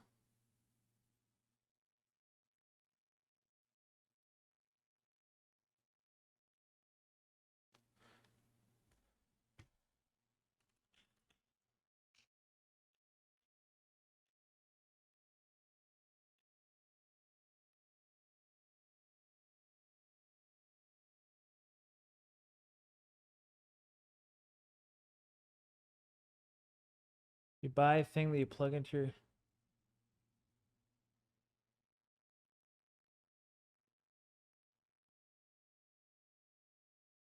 Okay, I can do that. How much is it, Gabriel?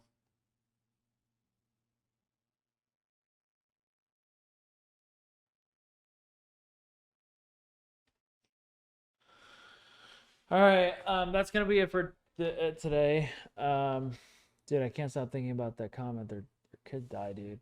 I'm like, oh, sad now. But yeah, can I keep the portion of the call in the video? Yeah, I can keep this in the video too as well.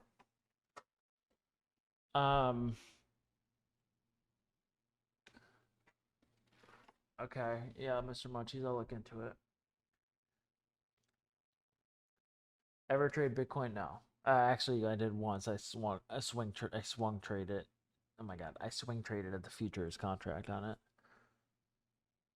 But yeah, all right. I'll see you guys later. Peace. Thanks for coming, everyone. Hope you guys like the class. I'll do another backtesting session soon. Yeah. All right. See ya.